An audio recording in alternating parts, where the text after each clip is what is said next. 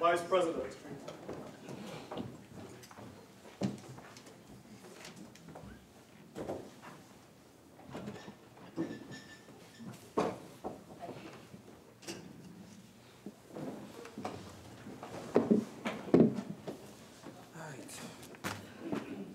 Minister of Labor, you had 10 minutes. You depleted 10 minutes. You have 30 minutes left. Thank you very much, Mr. Vice President. Mr. Vice President, I would like to summarize the key provisions of this bill. One, this bill requires all non-profit organizations in Trinidad and Tobago to operate within the provisions of the bill, thereby regulating the sector. Two, this bill establishes the Financial Intelligence Unit as the regulator, as outlined by the Honorable Attorney General earlier on today, for anti-money laundering, countering the financing of terrorism, financing the proliferation of weapons of mass destruction, supervisions of non-profit organizations. Three, Mr. Vice President, it is imperative for this bill to be effective. It is also imperative for it to be mandatory for non-profit organizations to be registered with the Registrar General. Clause 5 of this bill, Mr. Vice President, sets out this.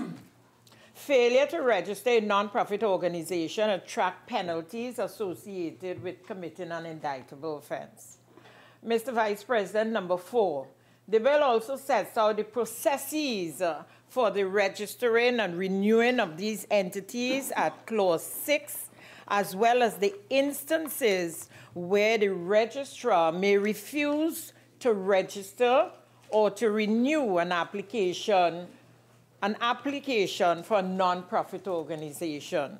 5, clauses 8 and 9 establishes a register for non-profit organizations, and clauses 11 and 12 provide for the cancellation of the registration of a non-profit organization. Mr. Vice President, another key provision of this bill is Part 3. Within Part 3 of the bill, the obligations of a non-profit organization are set out. The clauses thereunder require non-profit organizations to ensure that proper financial accounts and records are kept and disclosed at any time, and to keep records of its purposes, its activities, its controllers, its directors, its trustees, and sources of its gross annual income. Mr. Vice President, in 2019, this ought to be part and parcel of the operation, even if they are small, even if they're small to medium-sized NPOs, as pointed out by Senator Timol, who stated that the majority of NPOs who would be affected would be small and medium-sized. So that, Mr. Vice President, it will become an offense for the solicitation of contributions from the public, both locally and internationally, by non-profit organizations which are not registered under the bill. Further to Clause 23. Clause 24 establishes liability for a controller of a non-profit organization who knowingly or recklessly makes or provides a false document, financial account, or record or audited financial accounts or records. This ensures transparency, integrity, and reinforces public confidence in the administration and management of non-profit organizations. And a little later on, Mr. Vice President, I would share with this House an experience we at the Ministry of Labor and Small Enterprise Development had recently, why it is necessary that these non-profit organizations are registered. Finally, Mr. Vice President, Clause 29. Clause 29 of the bill provides for amendments to be made to other acts, inclusive of the Anti-Terrorism Act, the Companies Act, and the Financial Intelligence Unit of Trinidad and Tobago Act, all of which are set out in the schedule. Mr. Vice President, I want to turn my attention now to the Non-Profit Organization Bill 2019 in relation to friendly societies. Mr. Vice President, Clause 3 of the bill provides that a non-profit organization is established primarily for the promotion of a patriotic, religious, philanthropic, charitable, educational, cultural, scientific, literary, historical, artistic, social, professional, fraternal, sporting, or athletic purpose, or some other useful object, and raises funds and disburses funds for that purpose of object. It carries on its business without pecuniary gain to its members or officers, except as reasonable compensation for services rendered, and the aspect of voluntarism was raised by the Honorable Senator. It also restricts the use of any of its profits or other accretions to the promotion of its objects or purpose. Mr. Vice President, in many ways, friendly societies and fraternal orders have similar characteristics to non-profit organizations. The Ministry of Labor and Small Enterprise Development has the responsibility of regulating these organizations, friendly societies and orders. I mean, some of us grew up hearing our grandparents talking about being part of certain orders and certain societies, and it was shrouded in all kinds of mysteries, and as children, your imagination ran widely to hear the stories and the speaking in tongues and what have you. Now, being the Minister of Labor and Small Enterprise Development, I've come to realize that those orders still exist in terms of its fraternal connections, and not necessarily performing some of the very imaginative activities that I thought they did when I was growing up. But Mr. Vice President, many fraternal orders are established primarily for charitable and social purpose.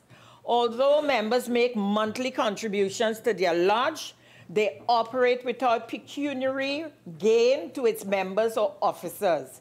Any profits are normally used for charitable purposes or to enhance the lodge.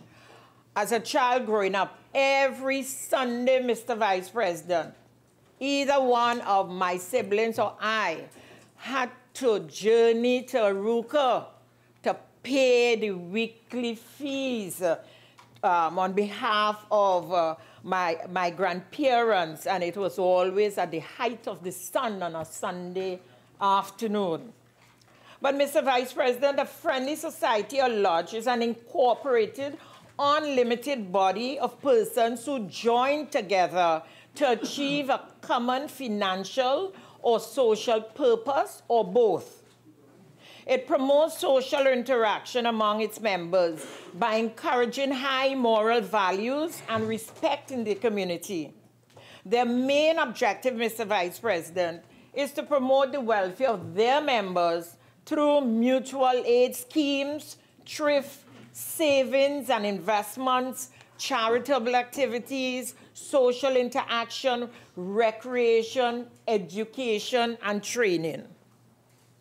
Well, Mr. Vice President, the Office of the Registrar of Friendly Societies and Building Societies is responsible for the supervision and regulation of the operations of societies registered under the Friendly Societies Act, Chapter 3250, and Building Societies Act, Chapter 3304, respectively.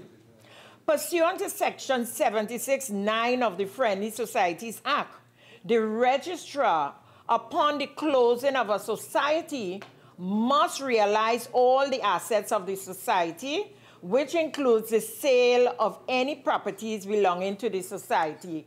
And within recent times, Mr. Vice President, if you were perusing the daily newspapers, you would have seen several ads appearing under the banner of the Ministry of Labor, advertising certain properties, because that is one of the responsibilities of the registrar.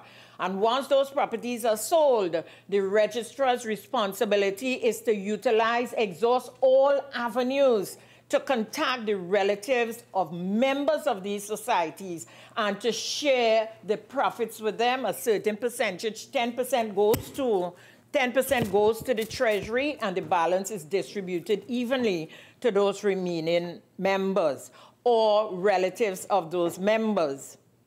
Mr. Vice President, by joining friendly societies and lodges, members are assisted by benefits including sickness, death, maternity, dental, and optical.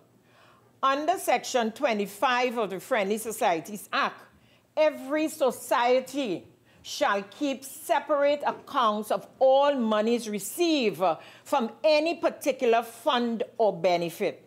I want to repeat that because it's part of the regulatory framework, and what is in this bill is no different to what applies to friendly societies, and that's the analysis I'm drawing, Mr. Vice President.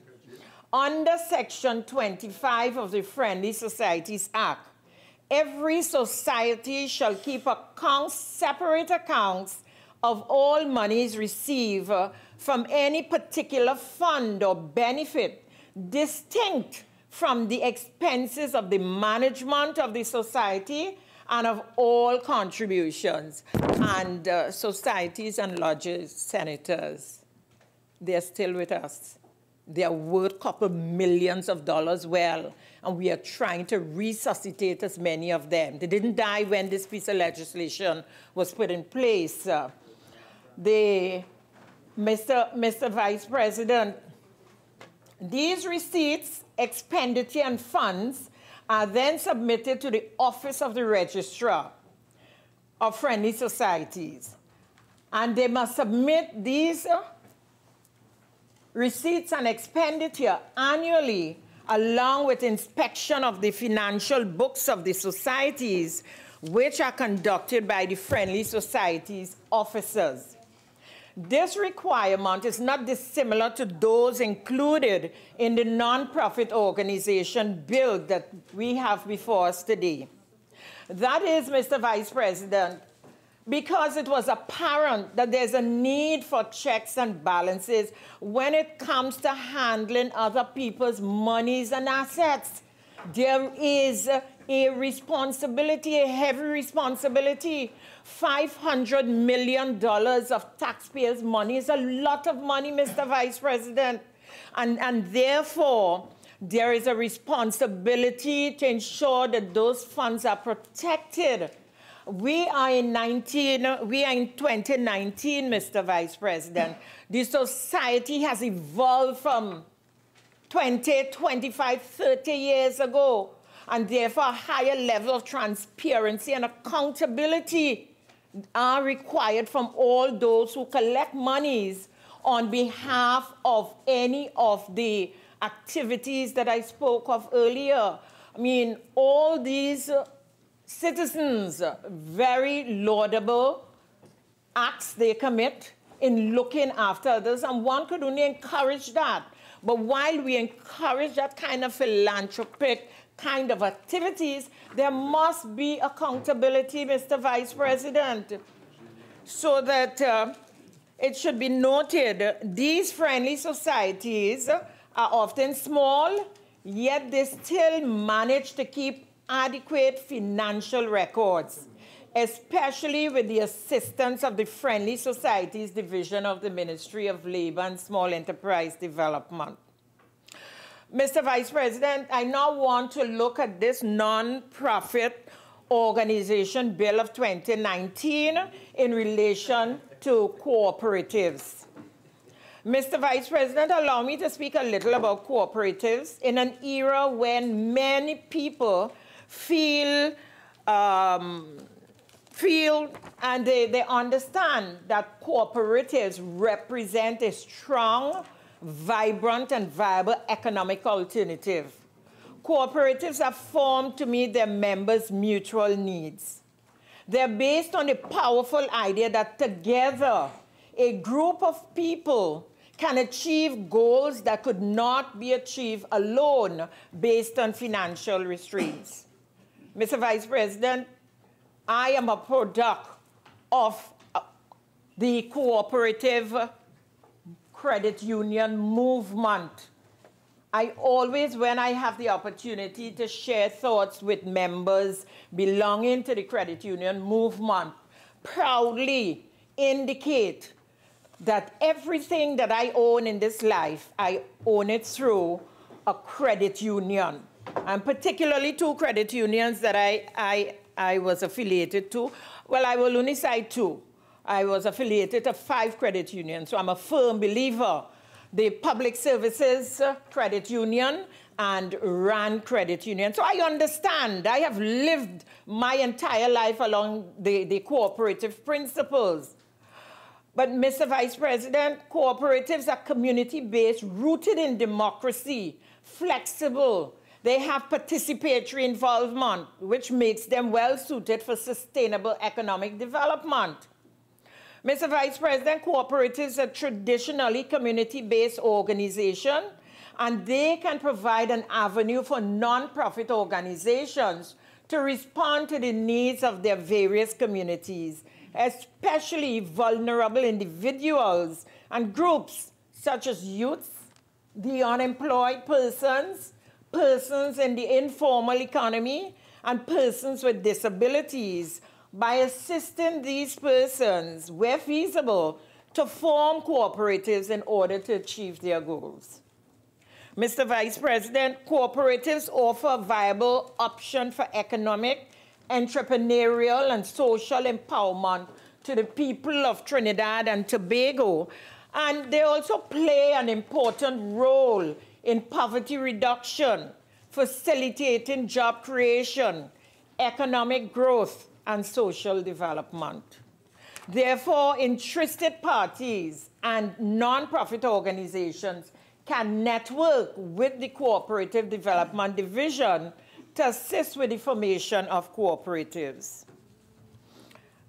In addition, Mr. Vice President, understanding the need for sound regulatory framework, especially with respect to credit unions, the Cooperative Development Division of the Ministry of Labor and Small Enterprise Development signed a memorandum of understanding with the Financial Intelligence Unit of Trinidad and Tobago. We did that, Mr. Vice President.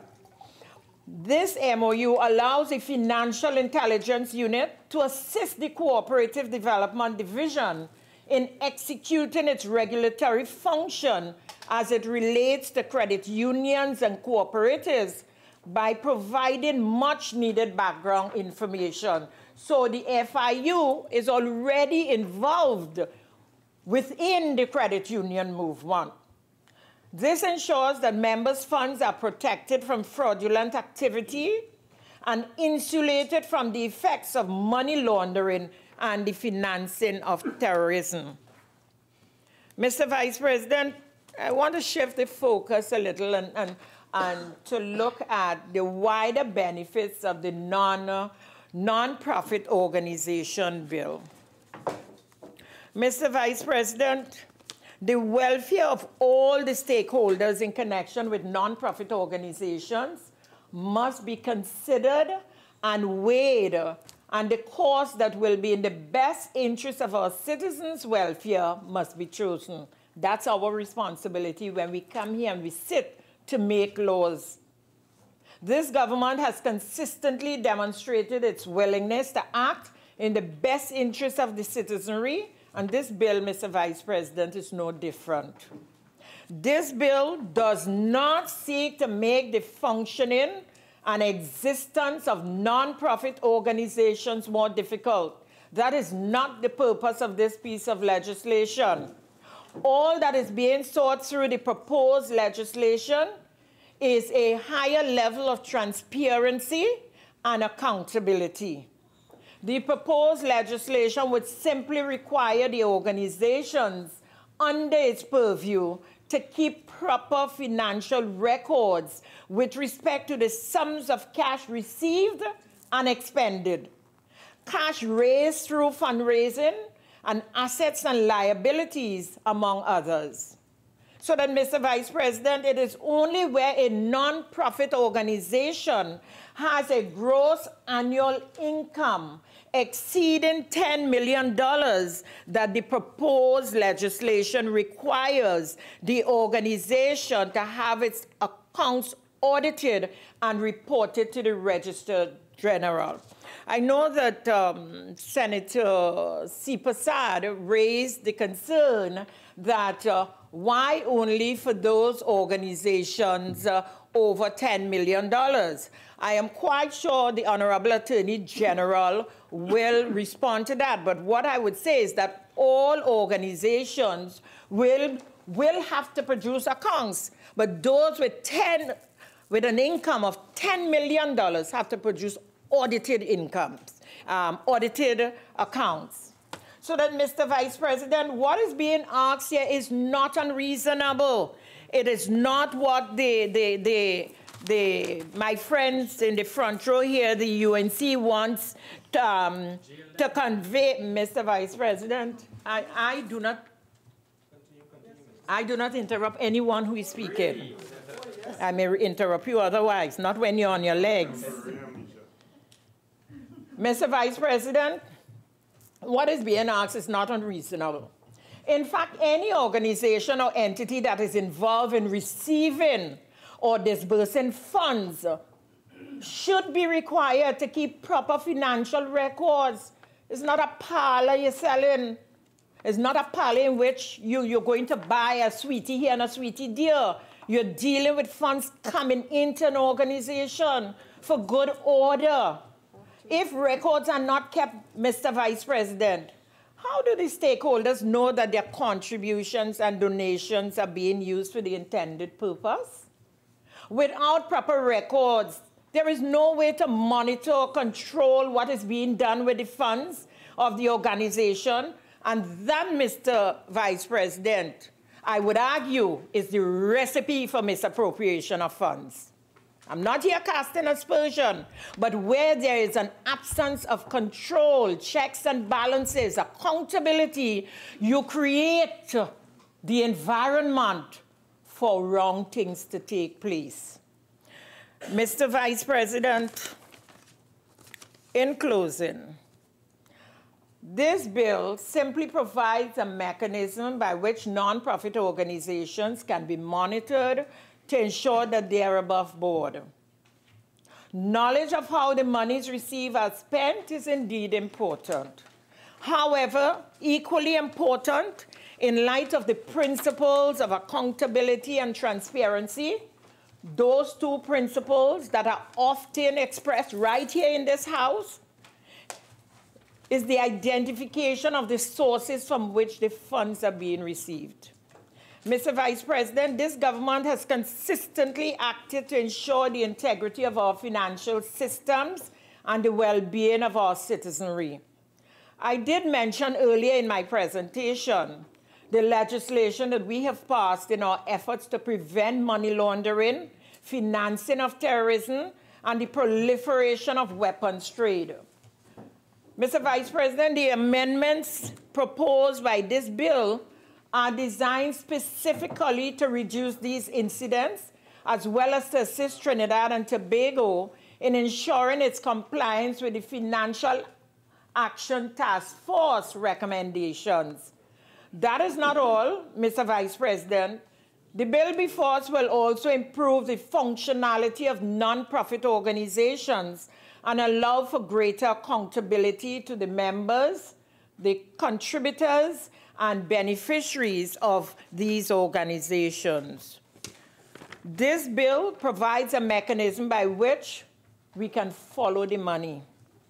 removing all doubt that may surround the operations of a non-profit organization, and ensuring that the intended beneficiaries are the real beneficiaries.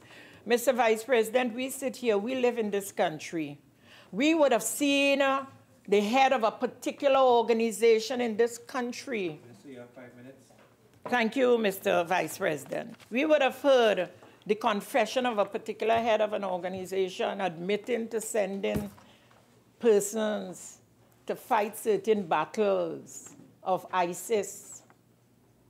Right here in this country, an admission ahead of a non-profit organization. So let's not be like the proverbial ostrich and keep our heads in the sand.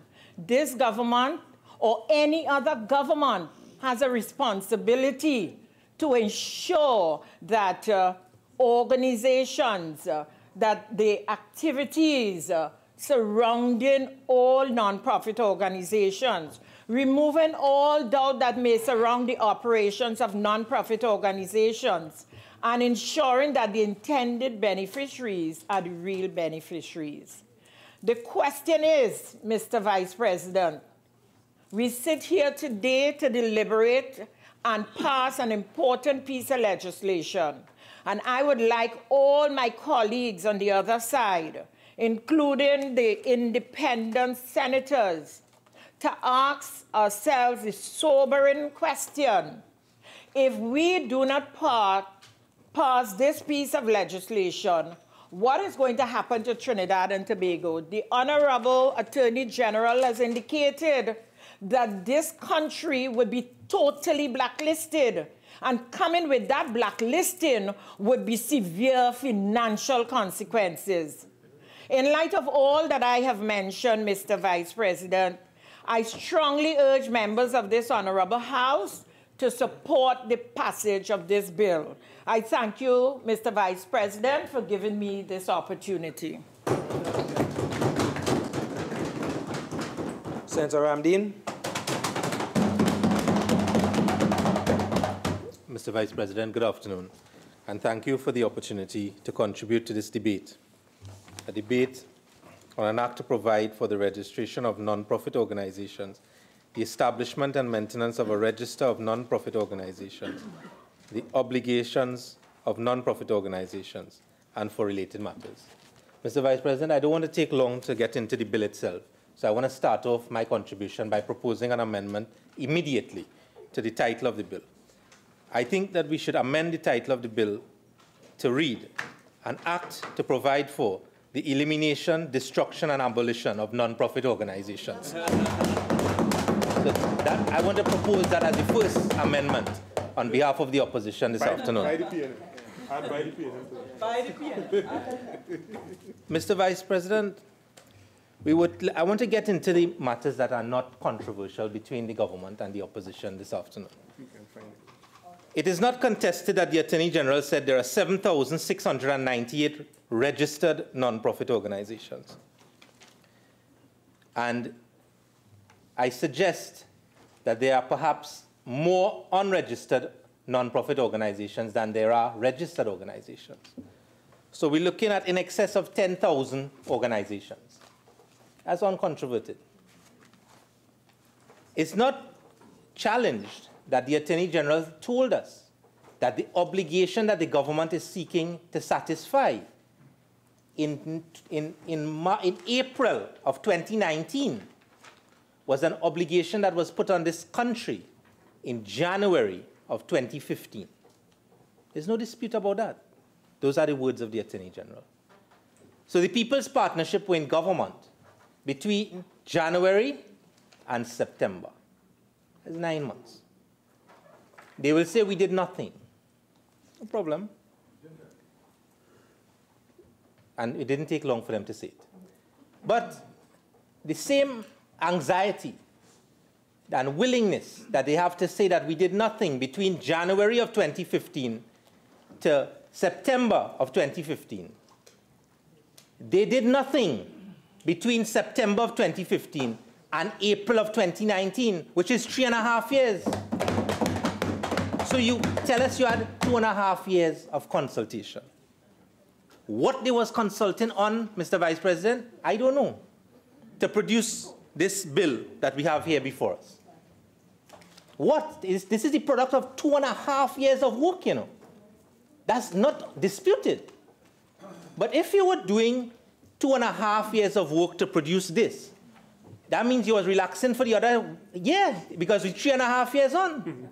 So while you have this dagger, this sword over the back of Trinidad and Tobago, that we must satisfy, we blacklisted. You hear what the Attorney General told us today? If we do pass this legislation, financial system gone, right? But the responsible PNM, right, had 3.5 years to do this. And they come today, this week, and telling us about, we have assessment on the 22nd. You didn't know you had assessment on the 22nd since January of 2015? No. You didn't know you had assessment since September of 2015? No. But you know you had assessment for the last 2.5 years because you was consulting to put this in place. Exactly. Right? No problem. But I want to thank the Parliament for giving me a piece of documentation, well put together. Nice pictures. Nice pictures, colored, called Vision 2030, pocket edition. We have money in this country to print a pocket edition of Vision 2030, but 10,000 people going home in December, and you have money to pay them. This is what we have money to do, Vision 2030. But I want to go into the Vision 2030.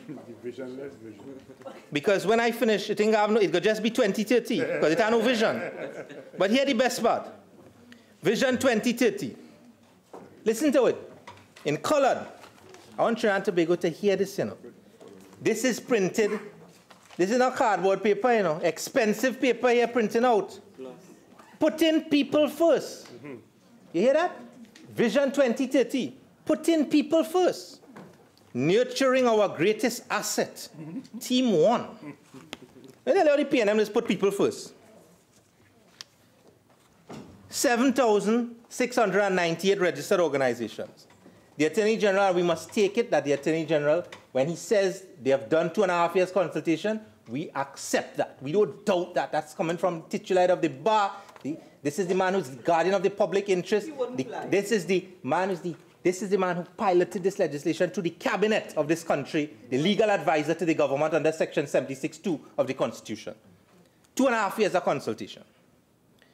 But let us not do, you know, we must have a little respect for people in this country, Mr. Vice President.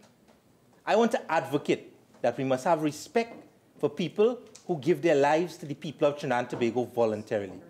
Don't pay lip service to the people who have come here, take their time. Ms. Hazel Brown was sitting here this morning. Mr. Robinson is here this evening. So you give them a wave and a little announcement, and that is it. That's good for them. Well, let me do what they have not had the opportunity to do, which is that they are the voiceless in the Parliament. But the leader of the opposition, when this legislation was proposed to be debated, didn't leave the voiceless and pay lip service to them. The leader of the opposition, as the Attorney General said, wrote a letter dated April 5th, 2019, under the caption, Urgent Consideration of the Non-Profit Organizations Bill 2019, passed in the House of Representatives on the 29th of March 2019, and to be debated in the Senate on Tuesday, the 9th of April 2019.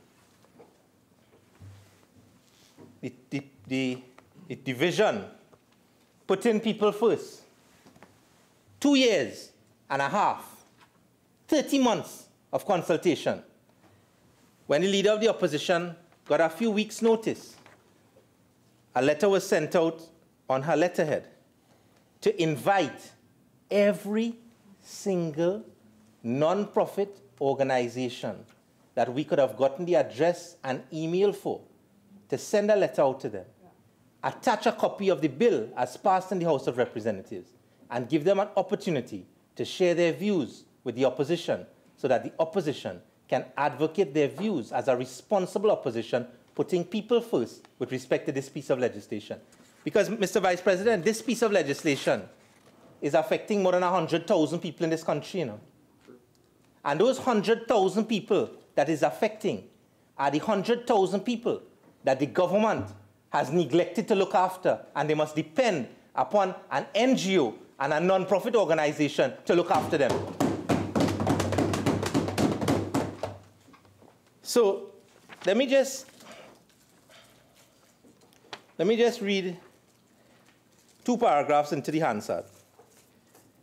This is the Leader of the Opposition. I have carefully considered the proposed legislation, and I'm firmly of the view that while the express intention of the bill may cross the constitutional threshold of pursuing a legitimate aim, the bill as presently drafted does not strike a proper balance between the citizen and the state in seeking to achieve that objective. To this extent, the proposed bill contains provisions that are disproportionate and allows for the arbitrary exercise of executive power. And then the Leader of the Opposition goes on. I'm very aware of the selfless and vital work that is performed by your organization, in particular, and other non-profit bodies, and the thousands of citizens who depend upon your organization for their survival.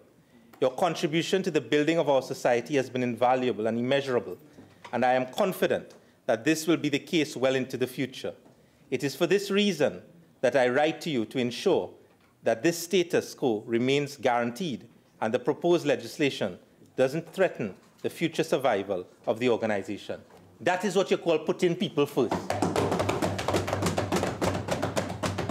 And even though the government has had 30 months to do their consultation, Senator Mark, in his contribution, referred to a few of the organizations that indicated that they were not consulted, and they penned a letter to the Honorable Attorney General. But I want to add to that list because some of them are quite important. The Autism Spirit, the Coalition Advocating for the Inclusion of Sexual Orientation, the Catholic Commission for Social Justice, the Consortium of Disability Organizations, Families in Action, Fishermen and Friends of the Sea. How you could say you consult with non-profit organizations, and the principal non-profit organization that fights for the environment in this country, right, led by Mr. Gary Aboud, right? You just forget him? Is a one-man team. Just so? Yeah. It's a random choice. But I found it a little bit more difficult to believe when I heard what was said by the government. Because when I looked at this list, 2 things stood out to me. The Islamic Ladies Social and Cultural Association and the Sawa Muslim Ladies Association. Where I was shocked when I saw those 2 organizations here. Because I know that the Honorable Prime Minister, Dr. Keith Christopher Rowley, always finds himself down at Mukurapo Street in San Fernando when it's Eid. And he has a very good relationship with the former mayor of San Fernando, Mr. Kazim Hussein, with the Asja, Mr. Yaqub Ali. This is a government that is very close to the Muslim community. Why are they treating them so badly when it comes to this non-profit organization? How you just leave all the Muslims just like that? I don't think that's right. I think that the government, it should have clicked to the government, especially the Attorney General, that these people were important people to be consulted with. I mean, I find it hard to believe, Mr. Vice President, that perhaps the organizations that are on this list, these 83 organizations, are perhaps the 83 most active organizations, non-profit organizations, and they would have been the first on any list that you want to consult with. But I don't know, this is a new type of consultation that we've been introduced here this afternoon. It's called consultation after the fact. We pass the bill, we will consult, and then we go change, and then we go implement.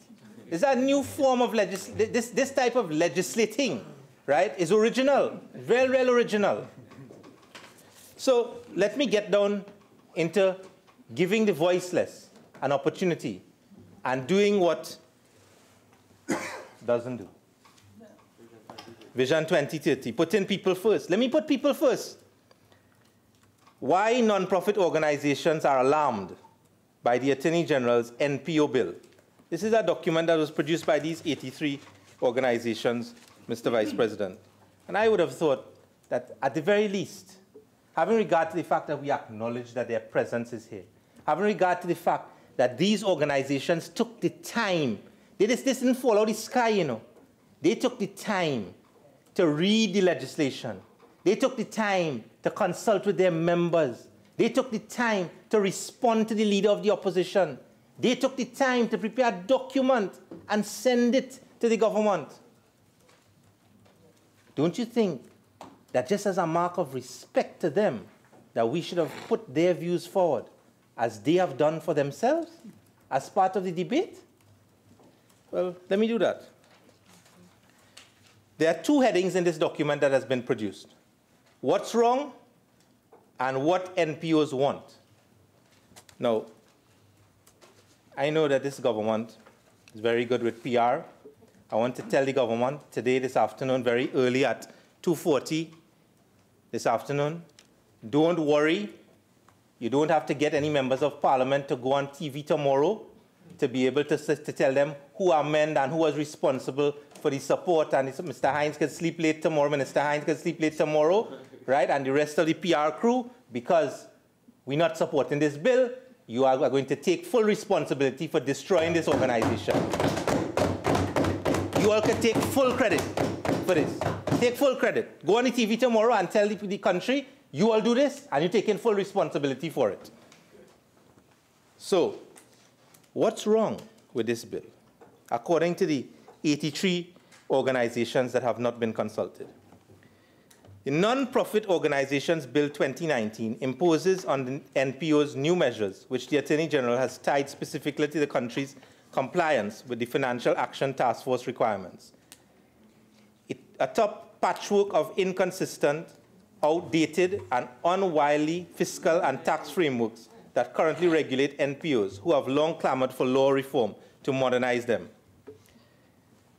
And the NPO bill would require all non-profit entities that raise or disburse money to register every 3 years. It establishes the FIU as their regulator and requires them to complete a money laundering assessment. All NPOs would be required to keep specific information up to date, including directory details, photograph of board members, officers, and leaders, and to keep accounts of all cash and non-cash transactions for 6 years. And then in bold, NPOs and all their leaders can face 50,000 fines, 7 years in jail, deregistration, and asset forfeiture if they fail without good reason to comply with the rules in the legislation and subsidiary legislation, or if unregistered entities fundraise. People who serve criminal convictions of 3 years or more are barred from NPO leadership. I just want to deal with that, because that particular section in the document, which is how I read it, doesn't reflect exactly what the position is in the legislation.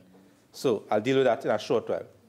What NPOs want? NPOs want a single regulatory framework that provides for more coherent and consistent oversight, that makes their operating environment more enabling, and that incentivizes philanthropy.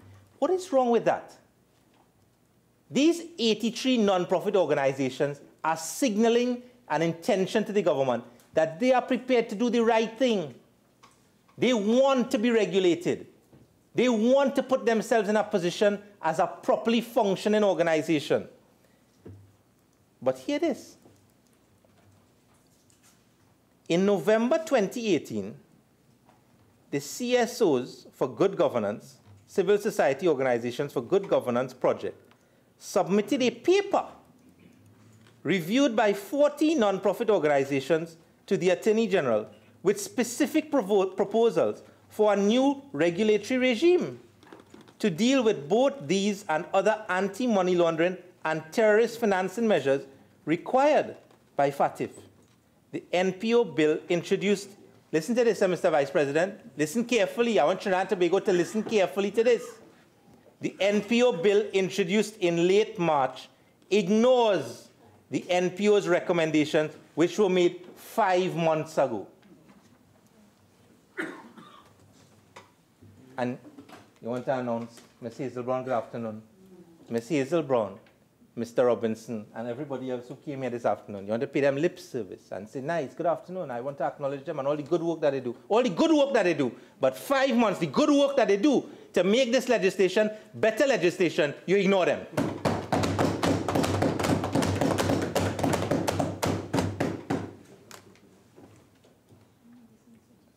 The bill is being swept to passage, which is really bad governance. It was introduced in the House on March 22nd, passed without amendment by the government votes only, and is now set to pass in the Senate 2.5 weeks later. Today's Express editorial label was "This indecent haste." An earlier draft was shared with a limited group of mainly lawyers and government entities. Here is part. An earlier draft was shared with a limited group of mainly lawyers and government entities. But hundreds of NPOs have neither seen and are unaware of the bill's provisions, and those that have seen the bill are panicked about its impact. Well, I think I speak on behalf of the members that are here and the opposition in general when we say we trust what the NPOs tell us. We believe what they tell us, that hundreds of NPOs are in panic mode right now. Yeah. Like I said, we listen to the people. This is people-centered. You know who's doing this? This is 100,000 people who will vote the government out when the time is right. With 2030 and 2030, they'll vote all out. And let me tell you, Mr. Vice President, I want to sound a warning to the people of Trinidad and Tobago. You see these 100,000 people who in cricket club, church club, beach cleanup, temple, mosque, parents-teacher association, football club. You see them? I want to tell the country. You see when the election bell call and they come by you asking for votes, put this at them and run them from by all you. Yes. Don't let them come after they mash up the non-profit organization. You come and you want votes. You want votes after. When they come for votes, show them this and tell them this is what they did to the non-profit organization. When they wanted to talk to you, you didn't want to talk to them. So when you're ready to talk to them, they will not be ready to speak to you. The measures in the bill appear to go far beyond what is required for compliance by FATF standards for preventing NPOs' use in money laundering and financing of terrorism. Neither the Caribbean arm of FATF nor our government has undertaken responsible education of voters about the obligations the country has under the Financial Action Task Force regime, the review process, and the implications of non-compliance. But you know, this is not the UNC talking, you know. I want to let Trinidad and Tobago know. This is not the UNC talking. This is the UNC talking on behalf of the people of Trinidad and Tobago. So when you hear voices talking about, we expect that, and we expect this, the only thing we expecting that is for sure is that you all are going to leave government very soon, and a responsible regime is going to take over the control of this country. I know that hurts a little. I know that hurts a little. Last night after the bill passed, Mr. Vice President, Bacchanal in the cabinet, you know, Attorney General, you know what the Prime Minister say and who their Prime Minister. Bacchanal. Who is the leader? Who is the leader? 3 leaders on the other side. 3 leaders. We don't know who getting approval for this bill. We ain't even sure. But, Mr. Vice President, since they're talking about we expect that, that same comment that was made about overreach of the legislation, this is being made by 100,000 citizens of Trinidad and Tobago. The Law Association of Trinidad and Tobago wrote on November 22nd, 2018, to the Attorney General, we've always, you know, we've made it a point in this Parliament to talk about how many times the Law Association do respond. Well, how you want them to respond? When they respond, they discharge their duty under Section 5 of the Legal Profession Act. They give you an opinion. They tell you what to do to fix the bill. You ignore them too. Right? So you expect that is consultation, Mr. Vice President? That is consultation? That is the type of consultation that affects 100,000 citizens in this country. right, that we say that the government is proposing. That's good governance. That's what they promised us in 2015. But you see, they didn't go and tell in the manifesto in 2015 when they were all through the country. Why didn't they tell the non-profit organizations then? We bring in legislation to deal with earlier when we come into government. Fool people with Wi-Fi. Right? You should tell them that. Tell them what you was doing. Tell them you're bringing legislation to jail their members, $50,000 and 3 years. Whoa, the financial sector would crash. That is not hysteria. You know, they're quick to say hysteria. All right, no problem. You know, there's a provision. I wanted to correct the one line, the only one line that had a marginal error in the document that the NPOs had put forward.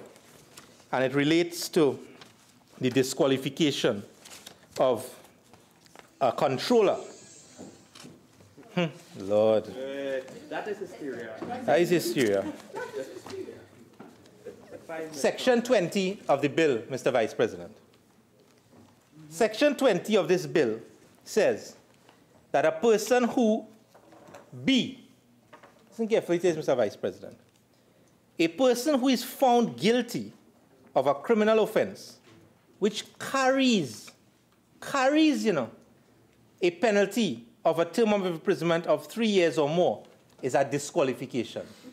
So the only little small error that the non-profit said is that they said you had to be convicted and sentenced to 3 years. It's not no sentence to 3 years. It is if you are found guilty of a criminal offense which carries a penalty of a term of imprisonment of 3 years or more, you're gone. So, like I said, Senator Mark said it, the leader of the opposition said it, we consider it important because we understand that when the government is ready to talk about rehabilitation, the first people up in the diplomatic center is Mr. Wayne Chance and vision and a mission. But like Senator Mark said, that vision will just be on a mission out of the non-profit organizations because they are not going to have any leader after the passage of this, because if they continue to operate, they'll be in breach of this law. Yes. So that point has already been made. But we have a piece of legislation in this country called the Malicious Damage Act. It's an old piece of legislation. It's Chapter 1106. It was passed in 1925, but it remains on the laws of Trinidad and Tobago. So there's an offense under this act called the Malicious Damage Act. It's important. You see, the government don't want to educate after. I want to educate before so that people will understand how to regulate their conduct. So there's a Section 28 of the Malicious Damage Act has an offense called throwing stones. Throwing stones or other articles with intent to injure. You know what is the penalty for this, Mr. Vice President? 4 years imprisonment. So I just want to let Trinidad and Tobago know that if you want to be a controller of a non-profit organization, please don't throw stones. You're in trouble. Not even mangoes, as Senator Cho is. Don't throw no stones or articles. Don't throw nothing. Because you'll get thrown out of the organization by the Registrar General. Automatic disqualification, you know. You hear what he says, Mr. Vice President? It says a person who is found guilty of a criminal offense which carries a penalty of a term of imprisonment of 3 years or more shall be disqualified from acting as a comptroller of a non-profit organization. Shall. It's not shall means may, no. It's shall. So I'd ask somebody to send a piece of legislation for me quickly so that I could demonstrate how dangerous. And you know, I don't like to speak only on behalf of the opposition. I like to speak on behalf, when the opposition speaks, they speak on behalf of all of the citizens. Whether you're yellow, you're red, you're green, you're blue. I want to advocate this afternoon, Mr. Vice President, that you see that section, this section 20B, like Senator Mark said, when you're throwing out the baby, throw the bathwater with that too. Just get rid of it, right? The legislation bad, but you see that section, it's extra bad. You know why it's extra bad, Mr. Vice President? Because I don't only care about the people who vote for the UNC. we are a government. When we take government again, we'll govern for all of Trinidad and Tobago. So I want to speak on behalf of the members, of the government this afternoon, Mr. Vice President. Not just fine. Because there is an act that is law in our country called the Motor Vehicle and Road Traffic Amendment, Chapter 4850. And under that legislation, Mr. Vice President, it says, under the amendment, that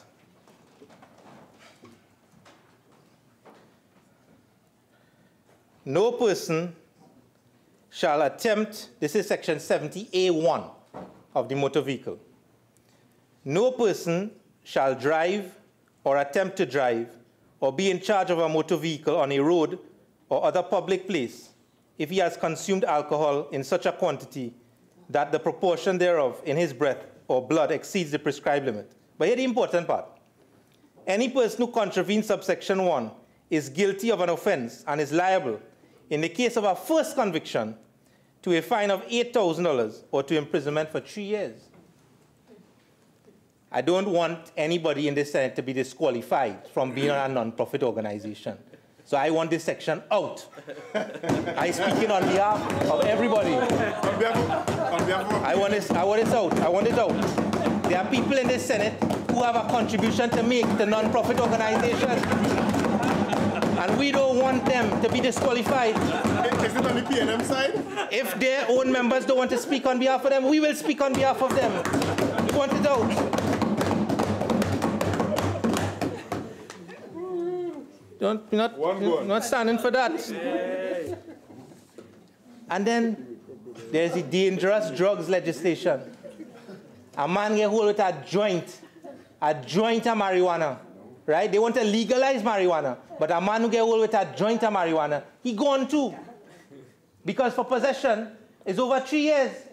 So anybody in a non-profit organization who is a comptroller who get hold with a joint of marijuana, that the government holding consultations on again. Consultation going on all now. They're gone. There can't be any comptroller. So, Mr. Vice President, you know, it's real hypocrisy. It is hypocrisy at the highest level to come to this parliament and rest on the desk of senators, right, that you're putting people first. But the truth about it, you're putting people last. That is what is going on. You're not putting people first. There are non-profit organizations like Vision on a Mission, where they have their headquarters down in opposite Carib, Mount Dore. They have a house up there. As soon as people come out of prison, they have a place to go to, right? That is an organization that the government recognizes and that the government wants to get rid of as well. And we can't support that, Mr. Vice President. We cannot support that. We're not supporting that. Now, Mr. Vice President, what time do I finish? 3:07. 3:07. Excellent. Thank you very much. Mr. Vice President, I want to go quickly to the comments of the Law Association. The Law Association has done a 12 pages, right, of recommendations to the government that the government just take and ignore that too. Mr. Vice President, we have heard from speakers before that in this legislation, you have a sanction that is attached to the comptroller, the person who is the man in charge. In a cricket club, down in Beach or Debe, the man who is in charge of the cricket club, who just go and wet the ground every day, bring the implements when they're ready to go and play a fet match, he's the comptroller.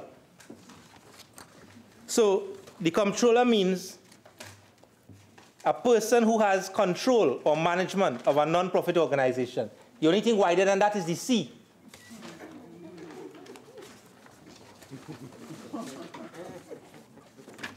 And then you take the legislation and you attach a criminal sanction to the comptroller.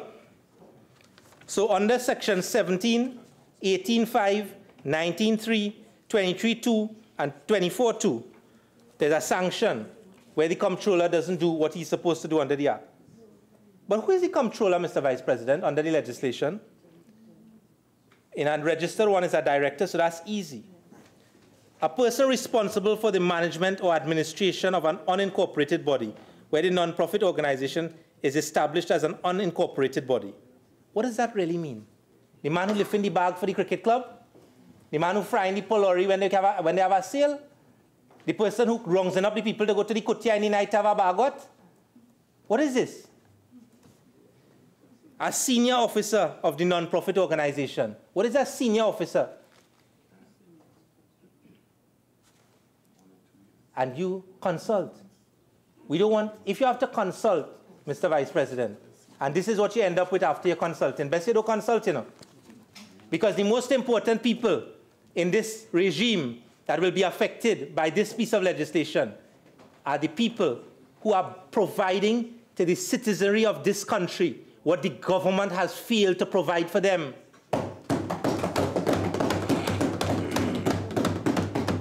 When every religious festival comes around, right, they pick and choose who gets in what and how much. When you ask the questions, you see who gets what, which organization gets what. If you're affiliated in a particular way, you're getting more. There are organizations in this country who don't depend. Most of these organizations don't depend on the government for a cent out of that 500 million that the Attorney General was talking about. Not a cent. And they are the people you choose to go after? That is what you call people-centered? That's what you're looking after, the best resources and assets of the country? Be honest with the people. That's all we're asking on this side, you know. Come to the country, tell the country, we have fourth round evaluation on the 22nd, right? We have to meet with the assessors, right? We do what we're supposed to do, and we need to come to the parliament and pass it. Because you see what's going on here? It's a puppy show. Because at the end of the day, right, no matter what you say, right, they're not going to take it on. They have the majority, they will pass it. They have to pass it. Because they have to go next week, and they will go and tell the assessors, you pass it. You pass it. We ain't no opposition support for this. Right? And like Senator Mark said, you will pass it. You will go next week and tell the assessors that you pass it. I hope the assessors read the Hansard, because as you proclaim it, it's to the High Court we headed to strike it down. Because you can't really tell me, Mr. Vice President. So if the UNC only plead in panic, thank you, Mr. Vice President. If the UNC only plead in panic, the Law Association wrong too. So the Law Association must be UNC too. Because page 1, the Law Association says, right? And before I get into that, listen to this. The Attorney General said that in this 5 minutes, let me use this 5 minutes, really important. Listen. The Attorney General said this is not one size fits all. This is not one size fits all at all. This is in one section, people who have 10 million in annual income, they have to get audited, right? So that is why it's not one size fits all, like the Attorney General tells us. So they get down to the provisions. Not one size fits all. He said the only thing that is one size fits all is the registration. So here it is. A comptroller of a non-profit organization shall ensure that proper financial accounts and records of the following are kept. What that is not one size fits all? Who doing it and who not doing it? Where's the categorization here for big and small? This is not one size fits all? Recommendation for cancellation of the regulator by regulator, section 12. Where a non-profit organization to whom a directive is issued by the FIU and they don't comply, recommend to the Registrar General that the registration of the non-profit organization be cancelled. That is not one size fits all. That doesn't apply to everybody across the board. Disqualification, section 20 of the Comptroller of a non-profit organization. That is not one size fits all. That doesn't apply across the board. Whoever you are, whatever your size, how many members you have, doesn't that fit all? That is not one size fits all. Failure to notify the Registrar General, section 17. If you change your email address, you must go and notify the Registrar General. And if you don't do that, you change your email address, you know. Your email address of the Comptroller, right? He changed from Yahoo to Google. And if you don't go and tell the Registrar General, you're gone. Surrender of registration. That is not one size fits all. So, Vice President, let's get serious about this thing. This is serious legislation that affects the lives of people who depend upon non-profit organizations. This is not about the big boys. This is about the small people. And in the scheme of things, the government has demonstrated to the people of Trinidad and Tobago by this legislation, by the non-consultation of the government with the people who matter, the stakeholders and the people who are to be affected by the legislation, that they are not concerned about the small people. The small people are important to the government when the time to vote comes, so that they could come and knock on your door and beg for your vote and promise you things that you will never get, which is what the country has experienced between 2015 and 2020. But the country is not, this country has plenty bright and intelligent people, Mr. Vice President. And as we've said over and over, after the darkest moment in the night, the sun will rise again and bring light to Trinidad and Tobago. And even though this country is experiencing darkness, the sun is beginning to rise.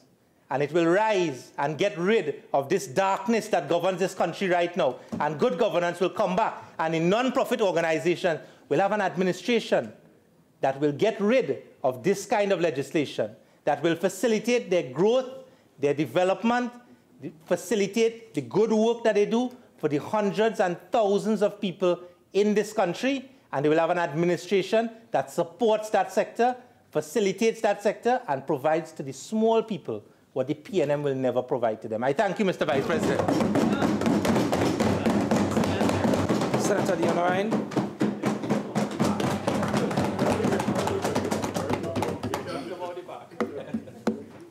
Thank you, Mr. Vice President.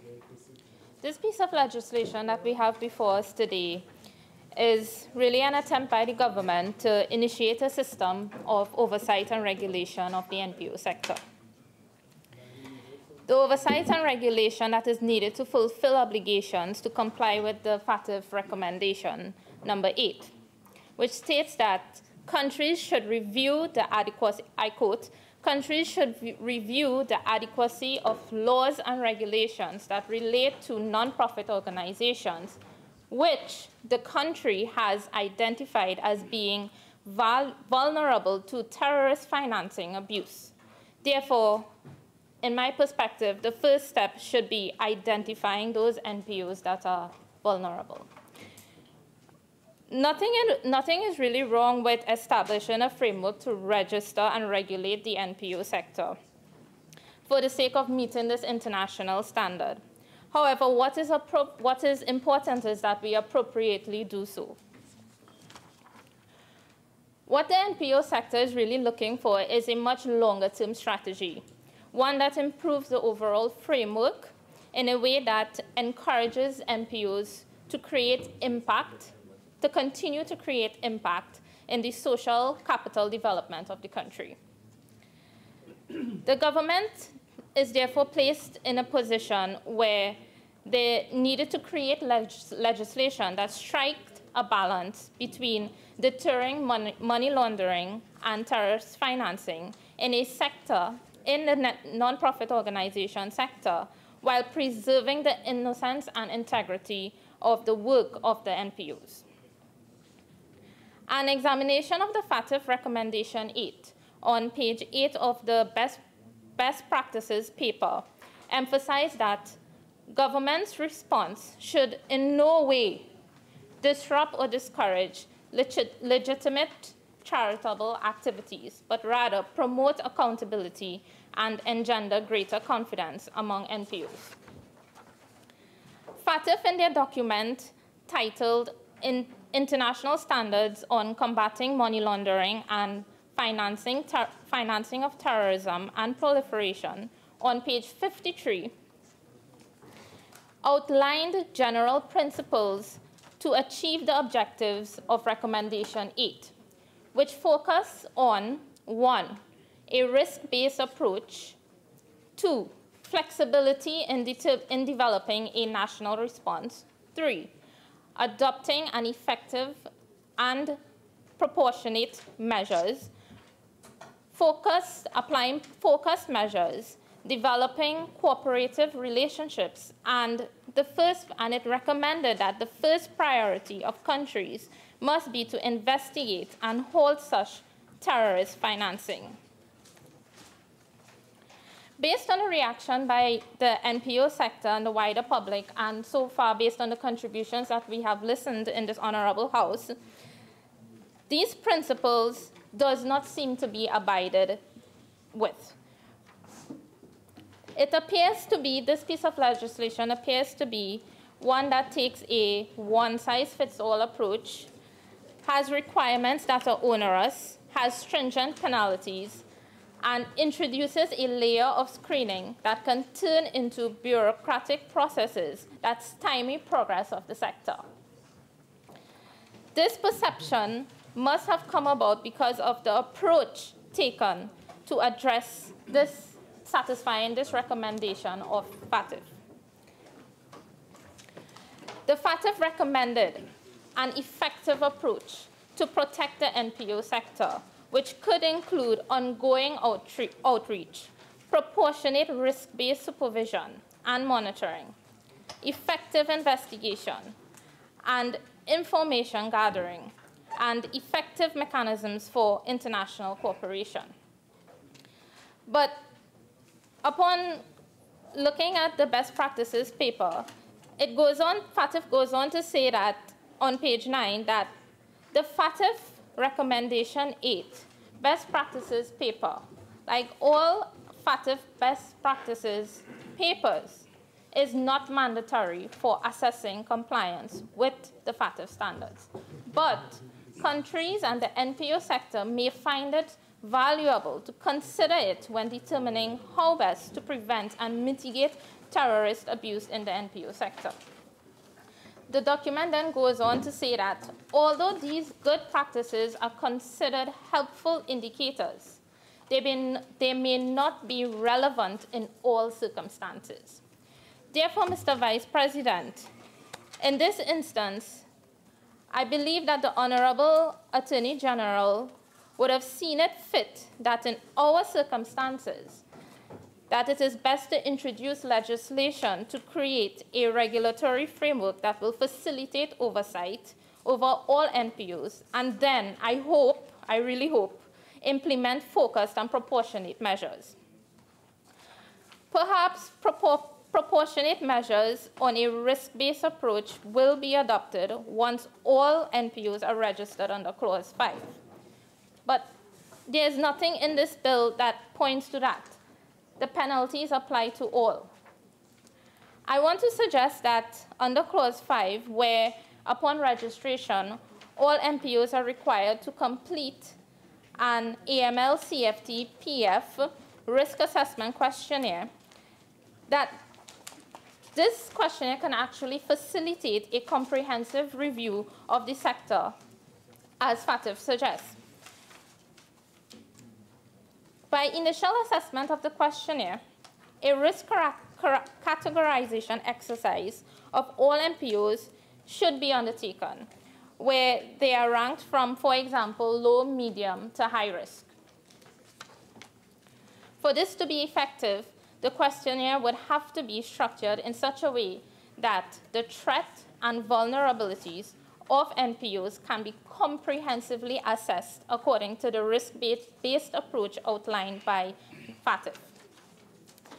Following characterization of risk, focused and proportionate measures can be crafted and implemented for high to medium risk NPOs. It would have been nice to have this done before this legislation was brought before us. But maybe there are so many unregistered NPOs that currently exist that it was necessary to legislate to first bring them under the microscope so that we can conduct a risk-based assessment. But if we could do this beforehand, we would be able to legislate accordingly where, for example, NPOs identified as low risk who we can require to renew their registration in maybe every 5 years opposed to the 3 years stipulated. High-risk identified NPOs, we could probably have legislated that they renew their registration every year. Also, the Attorney General did indicate in his in piloting the bill that there are 25% of NPOs who are in arrears right now. Perhaps if we have a risk categorization of all the NPOs, we could place those people into the high-risk category and therefore deal with them accordingly. Unless we pass these NPOs through some sort of filter where we segregate them accordingly, according to their risk, then I do not see how this piece of legislation will really work.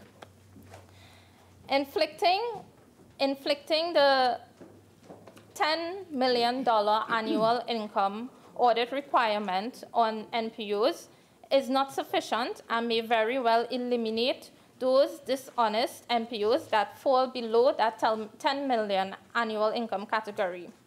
You see, Mr. Vice President, you cannot segregate by only annual income made.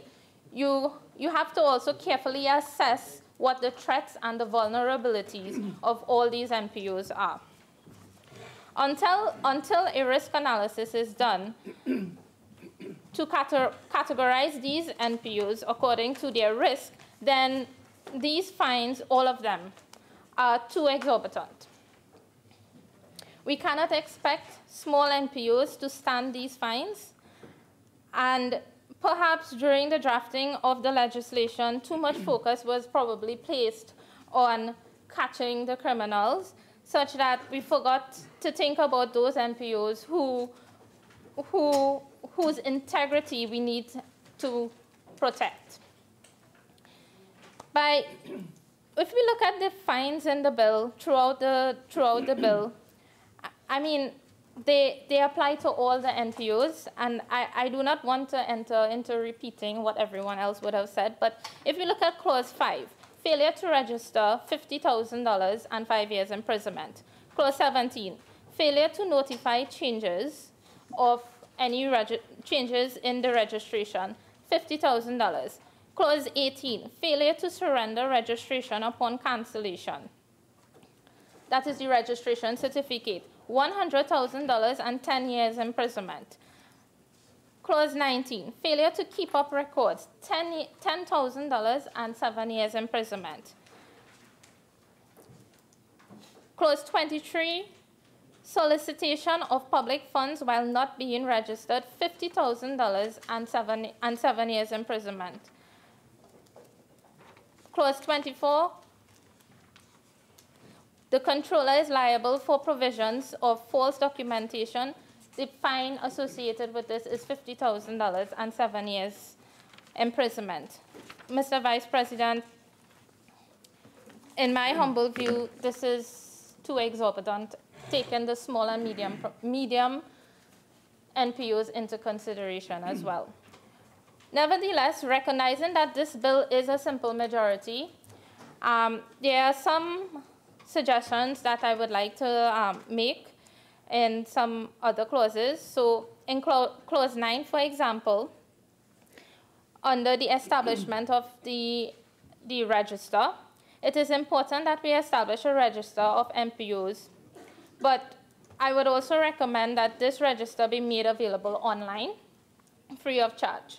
So all members of the public, including the regulator, that is the FIU, will have ongoing access to the registry and eliminate the need for the Registrar General to be sending these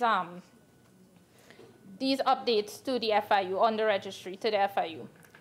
If the online publication of the register is not an option, I would humbly suggest then that other than the NPOs, that other NPOs should also be able to access this register fee free of charge. This will encourage and facilitate greater outreach and collaboration, and also communication for greater impactful work by the NPO sector.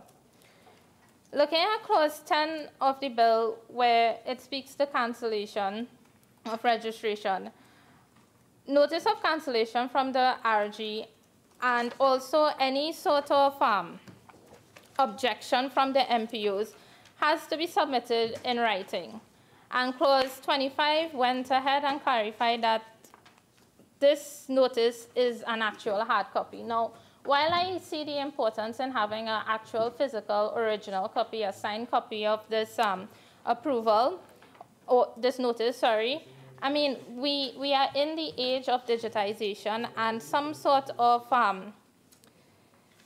supplemented kind of notice should be taken into consideration, for example, via email, via phone calls. There are other means by which you could take into consideration this, especially in the midst of upgrading the RGD IT systems to facilitate information exchange within stakeholder institutions. It is critical that we take that into consideration. Now, I wanted to look at clause 4 and clause 12 together. Now, Mr. Vice President, I am not a lawyer, so I'm not going to speak about the role of the FIU as a regulator in this instance, whether they can regulate and supervise and so on. I'll leave that for the lawyers on the independent bench. I wanted to talk a little bit about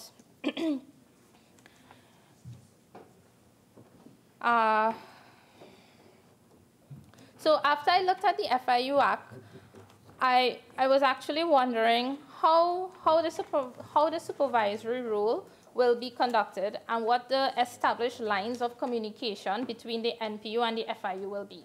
That was not clear to me, because as it stands right now, the FIU is communicating with the NPU. The Registrar General is communicating with the NPU.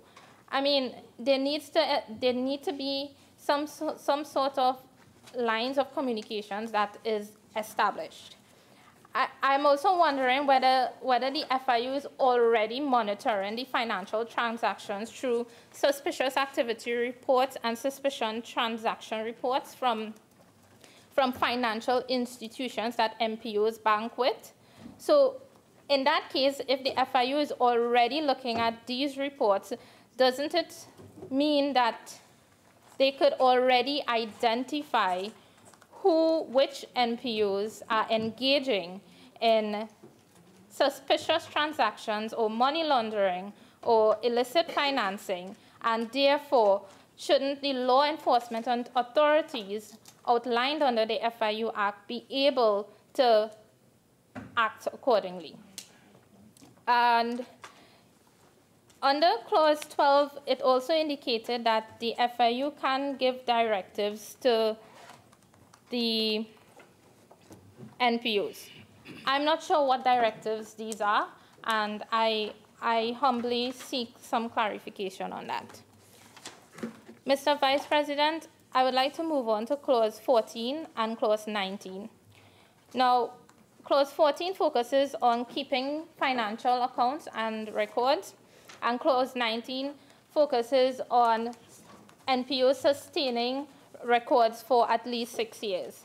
Now, these two clauses are important, Mr. Vice President, because without a doubt, maintaining proper records and financial accounts is critical for NPOs to efficiently and effectively reach their beneficiaries.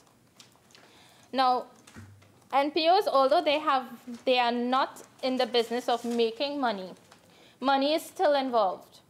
And when money is involved, we need to have procedures and systems in place to reassure accountability and transparency of the monies received to earn trust.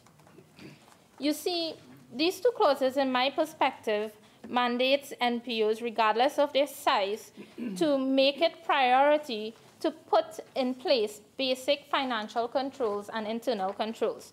While this may seem tedious work, especially for smaller NPOs, it is essential to create some sort of documented process where it is essential to have evidence to protect NPOs from being abused for fraud, embezzlement, inaccurate financial reporting, and so on. In addition, by maintaining proper internal controls, capacity building occurs which further enforces trust and increases eligibility for grant financing from maybe even international institutions and so on. But the issue here is that where the controller is the one who is liable for the upkeep and maintenance of the financial records and other records, it indirectly imposes that the controller be experienced in accounting. And that may not very well be the case.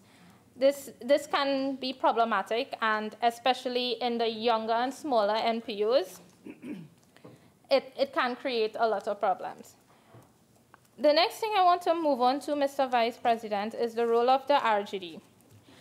I raised this issue about the role of the RGD under the Companies Amendment Bill. And although the Honorable Attorney General did reassure that the capacity of the Registrar General Department is up to par, I still raise my concerns of the RGD's capacity to take on the general administration of this act, of this bill, sorry.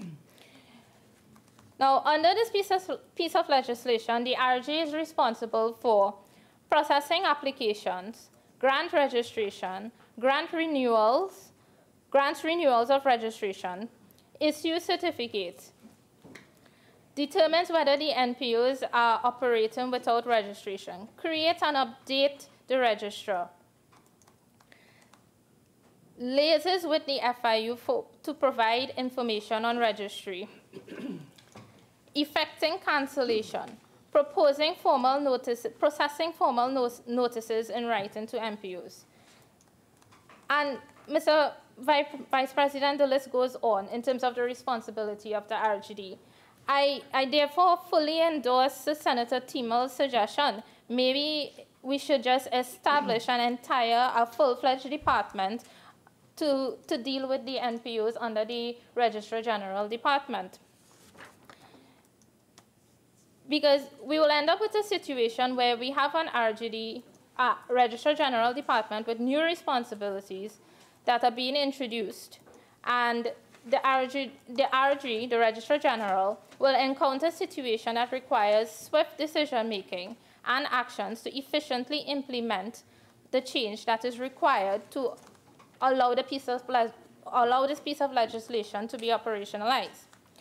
Perhaps it is worth considering even creating a separate head of expenditure, like in the case of the TTPS and the Equal Opportunities Commission, for the RG to make the necessary amends quickly to encourage operational efficacy. Going through the, I went through the draft estimates of expenditure for 2019, and I saw that, for example, now I couldn't get an org structure of the Registrar General Department through my research, and so I looked at the draft estimates of the expenditure for 2019, and I saw that there are 61 establishments under the RGD department. Now, I know this does not include contract staff, but I am not confident that it will be sufficient to carry out the work of this magnitude. Sure. Thank you so much for allowing me to speak. Unless you don't want to give way. No, are you giving way? No. Okay. You're raising a very important point. I'll be very tight because of your time. The regulator is the FIU. The FIU, in its legislation, produces regulations for different industries. Senator C. Prasad will tell you, lawyers have different regulatory requirements from pawnbrokers, from real estate agents. The only person to regulate is going to be the FIU. They're going to publish regulations. They're going to educate you. Then they take you through compliance under Section 18 of the FIU Act. They take you by giving you notice, ask you to comply. If you don't comply, they go to court. They get a direction from the court. The court compels you. The Registrar General only receives the file documents. I'll give you an example. J.D. Saley and Company, partnership, existing at law, is registered under the Business Names Act at the Registrar General's office. It's registered there. John Brown Real Estate Company Limited, Tucker Real Estate Limited, non-profit organizations, they're all registered at the Registrar General. That's all that's required there. The compliance for FIU is done by the FIU. So JDCLA may exist on the register, same way real estate company, pawnbroker, all of the entities listed in the first schedule of POCA, Proceeds of Crime Act. They are registered under the Companies Act, just like this regime. So I had to interrupt because there's a profound confusion in confusing the Registrar General with the regulator. This law does not require the Registrar General to do anything other than receive a piece of paper. That's it. Same way, the Registrar General receives a deed. When you stamp a deed and you lodge a deed there, it's just a registry, it's just a public record. So I felt, thank you so much for allowing me to give that. Okay, thank you for that clarification, Honorable Attorney General. Well then, in that case, no, I didn't get to do a lot of investigation into the capacity existing in the Financial Intelligence Unit, but I would recommend and suggest that a unit be established under the FIU specifically to deal with the non-profit organizations. Mr. Vice President, as I continue, my next point was about communication and awareness, but the Honorable Attorney General already clarified that. But I would still say it anyway. It's short, I promise. You see, the last thing we want to do is to worsen the operating environment for NPOs by lack of clarity of government processes and procedures. Like Senator Sipa said, I humbly suggest that the NPOs are engaged in educational sessions where they are able to fully understand the processes and the agents of communication that they need to interact with. I also strongly recommend published guidelines on the monitoring and oversight framework intended by this legislation. It is essential that the guidelines are put together in collaboration with all ministerial agents involved. That is the Ministry of Attorney General and Legal Affairs, where the Registrar General falls under, Ministry of Finance, where the FIU falls under, and also the Ministry of Finance is also responsible for granting tax breaks to those NPOs that seek charitable organization status and sporting organization status, and also the Ministry of Social Development and Family Services. Mr. Vice President, with these few words, I thank you. Senator Vieira. Thank you, Mr. Vice President. Mr. Vice President, as the Attorney General has indicated, there is a lot of confusion with respect to this legislation. I'm somewhat conflicted about it because there are many good aspects of the legislation. It's well intended, but I think at the heart of the confusion is clumsy or inadequate drafting and a failure on the part of government to really explain the two tiers that will be operating in practice with this legislation and how it will be implemented. I think properly explained, a lot of the concerns that have been put forward by the NGOs and the non-profit organizations would dissipate. I am going to structure my contribution along the following lines. What is the intent of this legislation? What are the key provisions? Is it oppressive? Can it be improved? And then I have some specific concerns. And I do have a conundrum. 83 NGOs and the Law Association have sent concerns about the perceived inadequacies of the legislation. I definitely agree with them about the need for a regulatory framework which goes beyond FATF compliance, one that will foster transparency, accountability, and good governance for this very important area of civil society. Very briefly, the concerns: the Law Association, a policing system which is harsh and oppressive and will have negative impact. Well, I say that may be so if we do not clarify the real ambit of the extent of this legislation. But if I'm right that this, in fact, has a two-tiered system, then I think we can satisfy that it is not going to be oppressive and have a negative impact. Law Association talks about the need for an incremental approach. Start with a voluntary register, conduct assessment of the sector, come up with legislation from a more informed position. Yeah, that's ideal if time allows. But does time allow, given the FATF assessments coming up on the horizon? The NGOs have made a number of requests and concerns. More consultation. They don't want to be unintended victims. Need for better targeted legislation. They say the bill goes well beyond the FATF requirements, and they take a one-size-fits-all punitive approach, ignoring the diversity of the NPO sector. So I guess for the NPOs, the critical issue really is, does it threaten their survival? And will it be a deterrent to those who engage in philanthropy? Does it threaten the social sector? I think this bill can be fixed. And I'm not particularly impressed with the suggestion that let's pass the law and we will proclaim it later. I find that's a little disingenuous. I think we need to fix it now.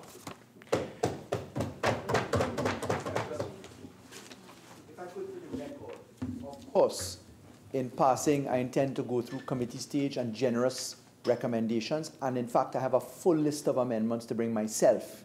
You see, what I was denied in the House, because the attitude from the opposition was just, no, we're not participating. I was denied this debate.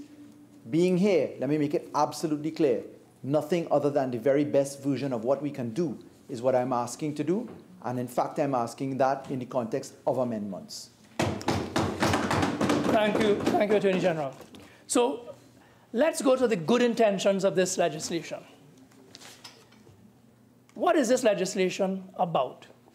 When I read it, I interpreted it as meaning it's geared towards unmasking the wolves in sheep's clothing. Deception is a predator's disguise. And there are many predators who dwell amongst us, hidden in plain sight. You know, we always talk about the bad boy, the street criminal. And they're easy to pick up because they're immediate, they're personal. Robbery, theft, murder, drug abuse, breaking and entering.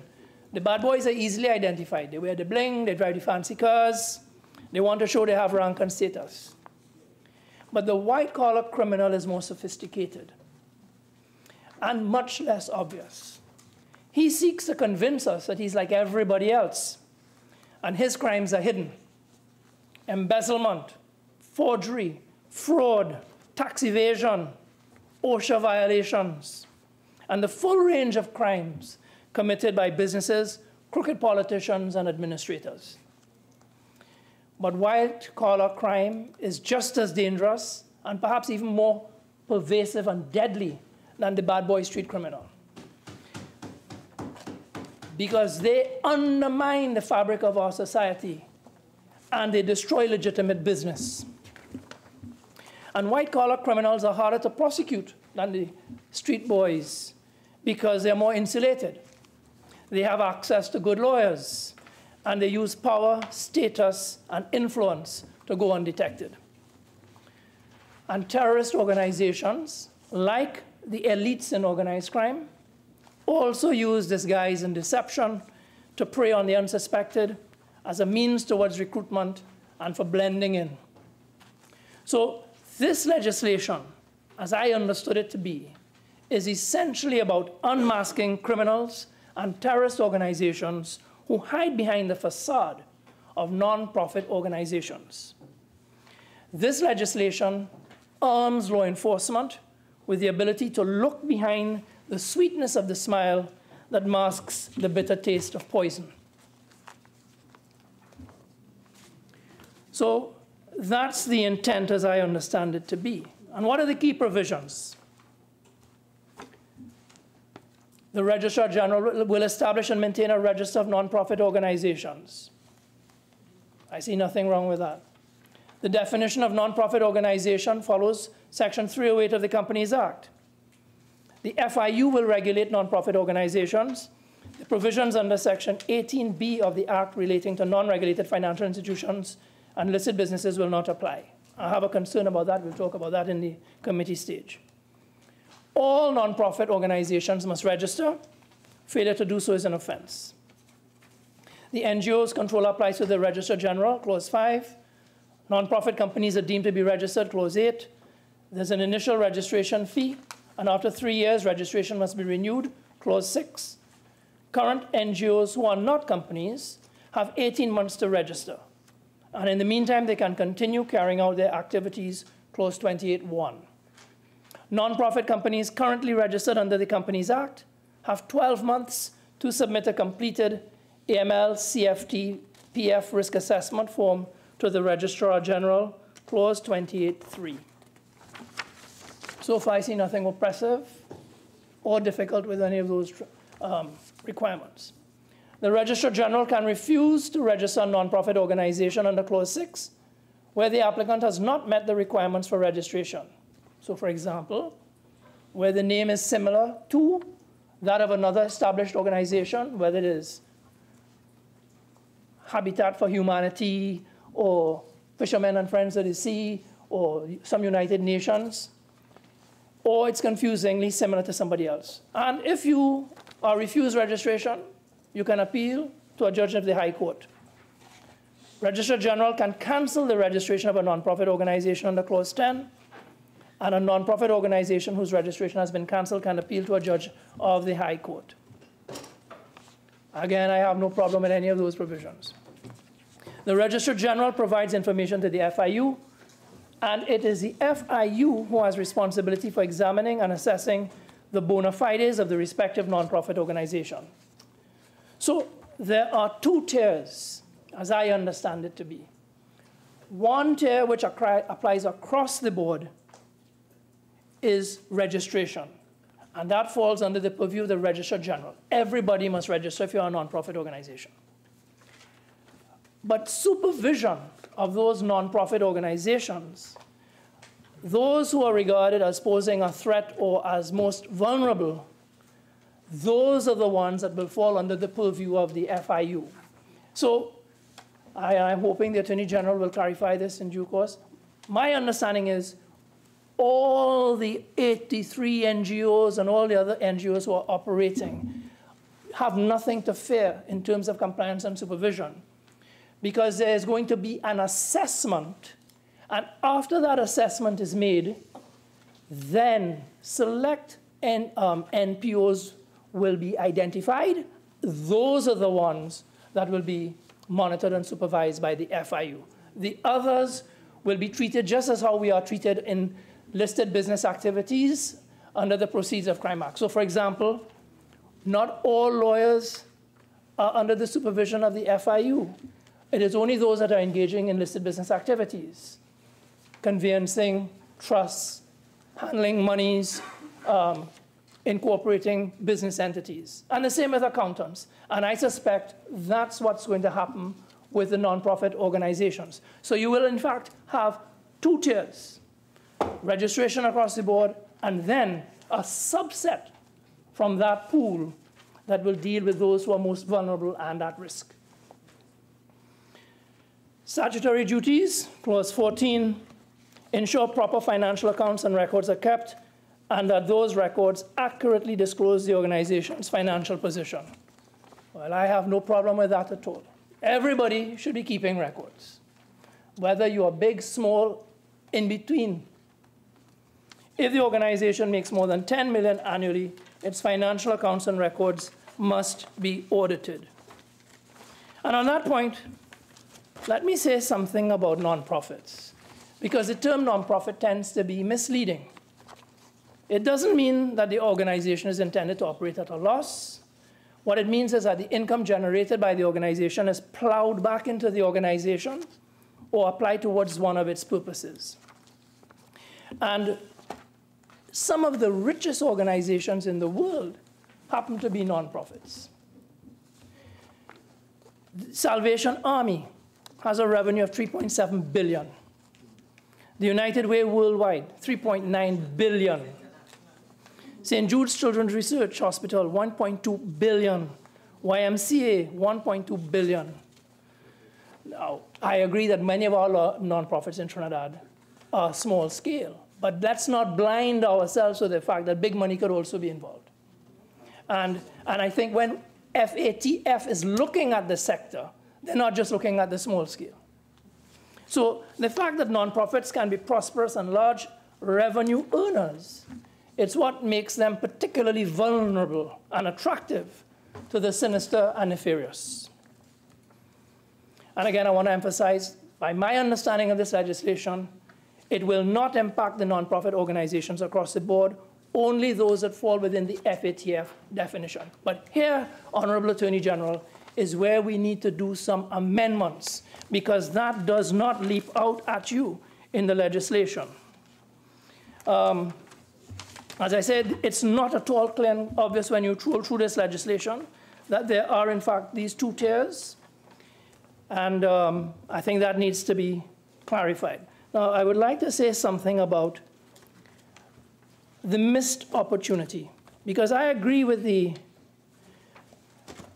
recommendations that I've made. And it's a pity, once again, that we are coming to pass law where we could have done something really productive and useful on a holistic level.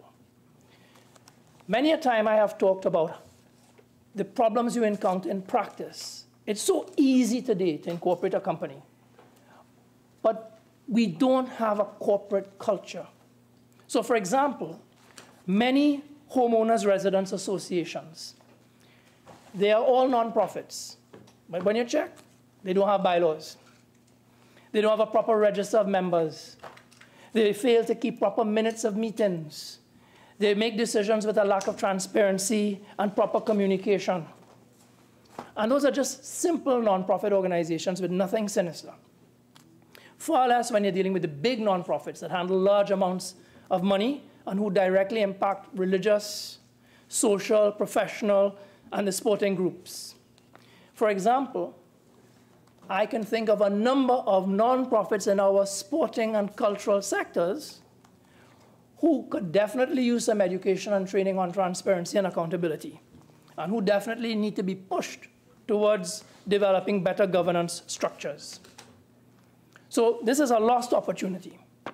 Promoting transparency, accountability, and good governance in the NPO, the nonprofit organization sector, would definitely increase resistance to allegations of corruption and fraud. It will foster confidence of its members, the users, and the general public. It will make those organizations more credible. It will make them more efficient. It will bring them in line with the other social and financial institutions. Most of our nonprofits could benefit from education and training and regulation on things like data protection and privacy, due process and disciplinary matters, internal supervision and audits. But unfortunately, that's not what this legislation is about. So we have missed an opportunity there. And now some of my concerns. I agree with my fellow independents who express concern about criminalizing persons for basically administrative offenses. I think it could be a little bit overreach. So quickly that we intend to amend that. So there are administrative offenses similar to Section 516A. We do not intend for that. So I specifically said that, but I know I said it in a rush. I apologize. Okay. And it would be consistent with the Companies Act. Yes. Thank you, AG. As I mentioned before, the meaning of Clause 4.2. 4.2 says, notwithstanding subsection 1, Section 18B of the Financial Intelligence Unit of Trinidad and Tobago Act does not apply to nonprofit organizations. Well, 18B is FIU supervisory powers. And yes, I understand that in this legislation, there's going to be interaction with other bodies, central bank. Sorry, 18B is the requirement to go and register the FIU. Right. So it's only that aspect, not the powers aspect. So instead of registering at the FIU, the registration happens at the company's registry. And then the tails kick in after that. Okay, I understand. Because it didn't leap out at me in the section. Thanks. Now, another question I had was, how is this going to impact fundraisers? People who are running a little barbecue, throwing fat for a hole in the heart, some medical operation, or to get a sporting organization, or school alumni. We have some major carnival fests with the schools, and they're bringing in lots of money. But when you read nonprofit organization, a body of persons, whether incorporated or unincorporated, which is established primarily for the promotion of X, Y, and Z, and raises or disburses funds for that purpose or object. Now, I guess one could argue that the word established is what everything will turn on. If you are not established, you're just doing a little informal fundraising, you don't run afoul of raising and disbursing. But it's not clear. And so I would have liked it to be very clear that there is an exception, because the way I read this, this covers all nonprofits without exception, and it would include the homeowners associations, the sporting clubs, and the cake sales. Also, and don't forget, if you're included, just soliciting funds is an offense under Clause 23, so that has real significance. And how about things like crowdfunding? You know, so does it take into account these new technologies and so? So I think those are my main points. I think this legislation can be fixed. I think what we really need to do is to be able to establish the subset of organizations. My other point is the FIU. Yes, so it will be noted that central bank monitors financial institutions, but it does not monitor nonprofit organizations. Nonprofit companies are already registered under the Companies Act, and there are thousands of them. They're deemed to be duly registered. They automatically now fall under the ambit of this. The Registrar of Companies and the Registrar General will maintain the registers, and they will send the information to the FIU. I think Senator Deonarine was asking how it plays out. So they're maintaining their registers, they send it to the FIU. But neither of them are responsible for conducting the assessments. That is going to be done by the FIU as the agency with the necessary experience and knowledge. So far, so good. But we are now talking about thousands of entities coming before the FIU. And my question is this going to overwhelm the FIU? Because the FIU already has a full plate. And it now has to assess nonprofits falling within or outside the FATF definition, and it then has to supervise those entities. The FIU also will have to engage in outreach with stakeholders. So effective implementation is my concern here. Unless the FIU has the necessary and the appropriate resources, are we weakening the FIU and putting it at risk? Passing this legislation is important to keep us from being blacklisted, but just as critical is making sure that the FIU is properly resourced so that it can effectively implement its duties and responsibilities. How many persons are there at the FIU? How many positions have been filled at the FIU? Are those positions permanent or temporary? Of those that are temporary, how many are on these 3-month contracts? Does the FIU have sufficient space? We are talking about a huge amount of work being foisted on this already overworked unit. So if the FIU is to deliver its services effectively, it's going to need staff. They're going to need examiners. They're going to need assessors. They're going to need to have the secretariat. And as suggested, probably a whole new section to deal specifically with nonprofit organizations. It will need the right structure. They may need a bigger space. And they will certainly need a bigger budget. A regulatory body must have the resources. So, as I say, I am generally in support of this legislation. My concerns were, as I say, with the drafting, because it did not make clear how this thing is going to be implemented. And I think the nonprofit organizations need comfort and reassurance that apart from the registration requirements, the majority of them will have no further obligations or cause for concern. That really is going to narrow down to those who are most at risk and who are most vulnerable. Whilst you're on your legs and you have some time, I'll tell you where my mind is already. Minimum threshold, VAT style. Under $500,000, you don't have to register for VAT, but then VAT audits you. You're subjected to certain aspects. So our mindset was already in, well, it's already the FIU. You're absolutely correct. Thank you for clarifying that for the benefit of the Senate. So we were on to minimum threshold as opposed to maximum only. Of course, we intend administrative fines, which I've said already. And we're looking at the issue of making sure that the accounting, as it relates to keeping records, is not on a continuing basis but periodical. But specifically, if I may ask, so bold as to ask prior to committee stage, what your thought is on minimum threshold, VAT style? Well, I hadn't thought about it, but my knee-jerk reaction is that's attractive. And if I could just ask further, thank you, Mr. Vice President. The reason that I'm saying that is that the risk factor is extremely hard to balance because the industry is so diverse. So reference to dollar quantum takes care of positions. And I should say, we're also minded to say that there should be a grandfathering of solicitation. If you're soliciting for 2 years prior, you're not caught because you don't know if you want to start up yet or not. These are some things that came from the NGO sector as well. But what I'd be grateful for is if your mind was to cast or not, because I'd like to work on this together.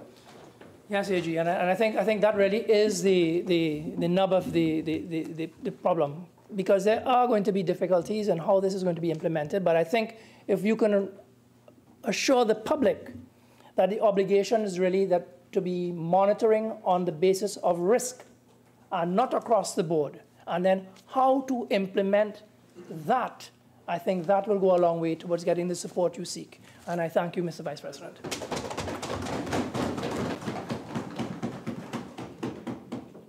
Senator Deyalsingh. Thank you, Mr. Vice President, for allowing me to speak on this bill today. And I'm seeing that there is a need, really, to have this piece of legislation in place. And as speakers before brought to the point that, you know, we are definitely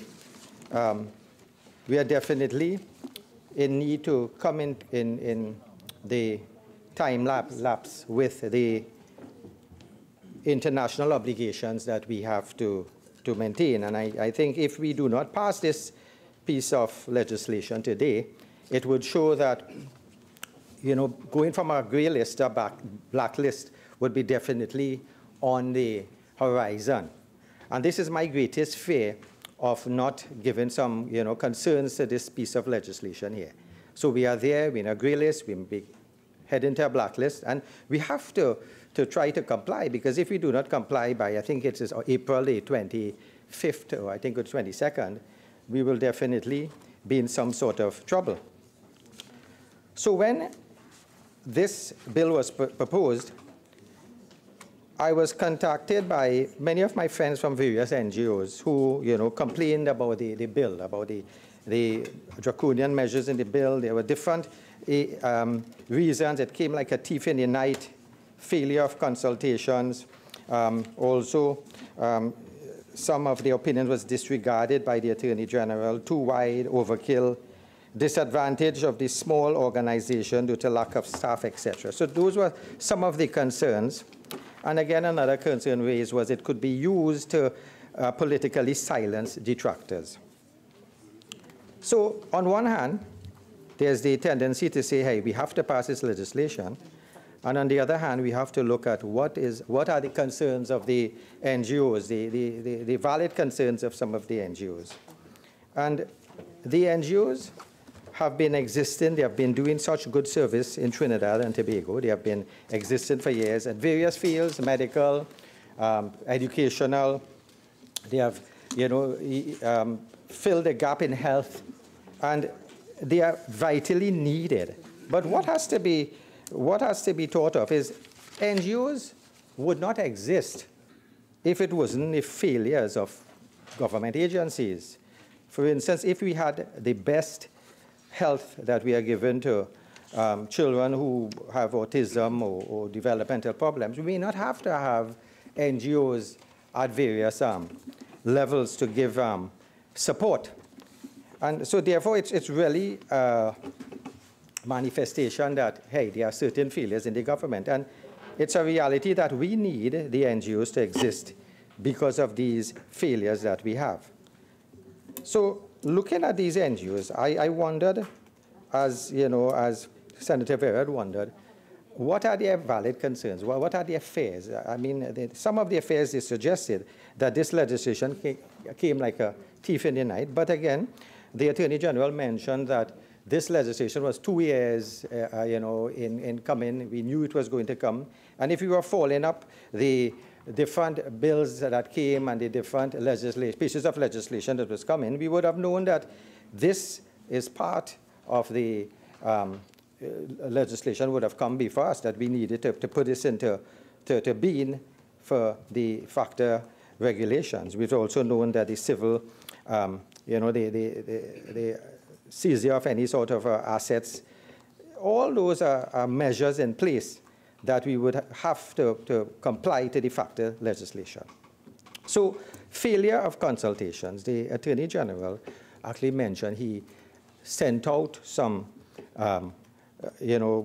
he had consultations with groups, yet still we have a lot of NGOs claim that they did not get any sort of input into the consultative processes. But I want to just look at there's a good practices in applying Financials Action Task Force standards. This is a publication, an Open Society Foundation publication, and this publication is produced under the project Standing Up Against Counter-Terrorism Measures that Constrain Civic Space.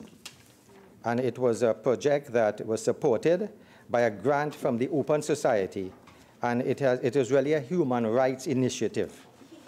Now, this actually looks at the views that was expressed in Ireland, where Ireland introduced a charities regulation bill in 2009, a new comprehensive framework with a major impact on the accountability and transparency of NPOs, introducing a system of registration, reporting, and regulation, just like what we are trying to do now, and they did it in 2009. And the bill was developed during a 14-week consultation period with a specialized website set up to include access to key documents.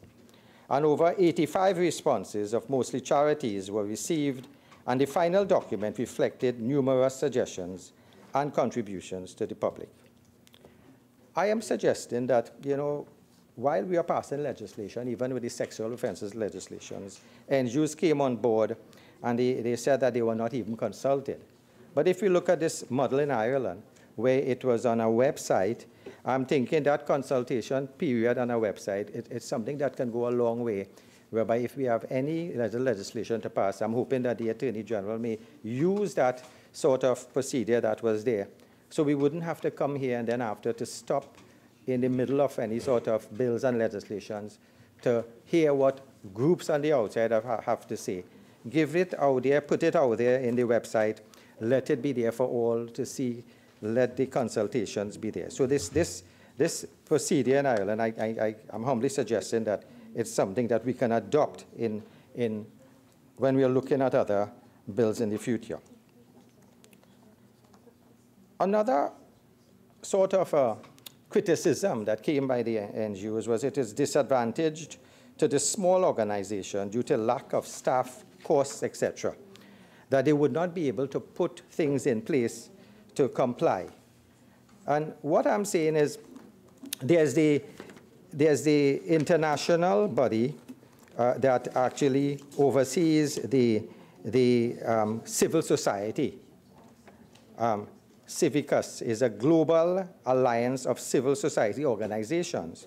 And in that society is a group of activists who actually look at the civil societies, see if they could strengthen citizen action, see if they could throughout the world. And they have established, since 1993, with a membership alliance of more than 4,000 members.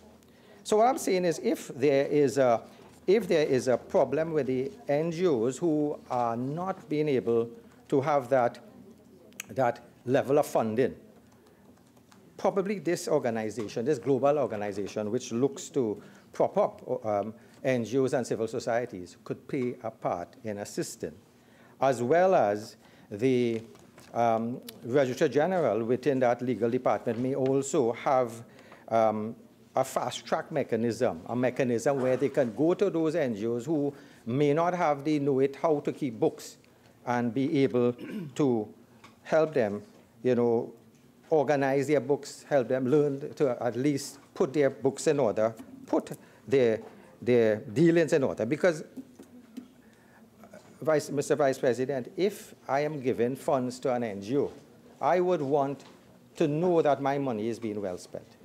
I would want to know that, there's some sort of accountability, that it's not being misused. Because in the past, I mean, there are instances where worldwide, persons are looking at NGOs. And I just want to quote from the Guardian, where it says, NGO crimes go far beyond Oxfam. And this actually shows, the international figures, it shows that the figures for earthquake relief range from 10 billion to 13.4 billion. And some of those persons who visited Haiti have seen little or no signs of that money. And it was a group of activists who wrote about this instance, where they said that in 2008, some of us looked at Haiti, they looked at the fact that so much money went into them, but yet still, it never really came to manifest to help the person. So obviously, the NGOs were up to some scrutiny. And this was actually a group of other NGOs who were complaining. So there are discrepancies. And when you looked at persons who visited Haiti and see little or no sign of the money, there was an outrage when they discovered that, that even they mentioned that the Red Cross intended to buy a luxury hotel and a conference center in Haiti with some unspent donations. So we have to have some way of monitoring the NGOs. We need some way of monitoring them. And I am saying, and it is not just the situation in Haiti, but it was actually, it was different organizations looked at the same need. And you have other organizations at different parts of the world developed policies. So in Croatia, the development of a unified NPO national registry and the making of registration data easily accessible to the public added to the transparency of the NPO sector. So in Croatia, they saw the need. In the Norwegian NPO also, there's a higher risk areas where they look at funding from the government, and they said if they are getting funding from the government, there has to be a mechanism where they are subject to scrutiny, because you're now using money from the taxpayers, and you don't know how it is going to be spent. So there is a need, a requirement to see what's happening. So there are, as I say, there are cases where the funds may have been misused. We have seen that. We have seen it worldwide. In France, the regulations requiring increasing accountability and transparency, the requirement of public's executive compensation, target associations with annual budgets of over 150,000 euros. So worldwide, we see their move has been to let's scrutinize NGOs. And if the government and this legislation wants to do it, I see nothing wrong with it. Because if you have no cocoa in the sun, I mean, why should you really want to object? you know. So you would have to have, you know, means to help those little organizations who may not have the know-it-all, help them, get them, you know, engaged in putting their books in order. And the other organizations which may want to hide the money in a big way, these are the ones I'm thinking we have to look on how to go after them. We have to appreciate that the funding, we have to look at funding really in both ways.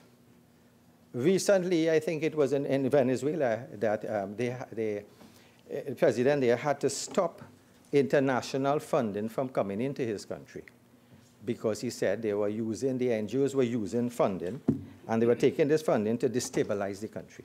Worldwide, we have seen reports, we have known that sometimes the American influence, sometimes we have reports on CNN where they show that CIA, to influence a country, may go in and actually prop up certain NGOs to bring about anti-government sentiments. So it's a misuse that NGOs really could get that public funding, could get that foreign influence, and channel into that, and you know, misuse that situation. So we have to be aware of that. And the only way we could be aware of that is if the books are there free for people to see where are they getting their source of money. And this is why I'm saying this piece of legislation would help us to look at that source of funding that may be coming in to the countries. When I looked at that, we also have to look at money from here going out into the other areas. So we have to ask questions, is there any monies from here went to support any activities outside in Libya, etc., in Syria, etc. Even before that, when we had the coup, did we have any influence of money coming in from outside, from Libya or any other countries, coming into this country? So all these are things we have to look at, be aware of, and realize, hey, we have to have mechanisms in place to prevent that, to look at that, to safeguard against this. And this is why, looking at this legislation here, I am, in a way, in support of it. I understand my friends in the NGO that we need to have a little user-friendly aspect, give that grandfathering clause as the Attorney General, grandfathering part as the Attorney General said.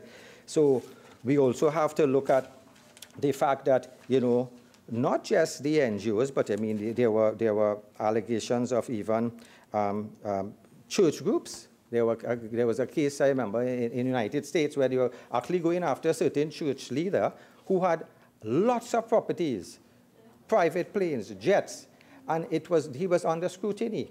And, you know, as they say, wolves may come, you know, in sheep's clothing, and that is quoted. So we have to monitor those individuals who may be using the NGOs, who may be using religious organizations to, you know, get their own means. And this is why I'm thinking this is a good legislation to put the, you know, the business, to put the scrutiny, to put them in order, to see what's happening, to see, you know, and prop up those who need help too. And this is what I'm saying. I am in support of this legislation.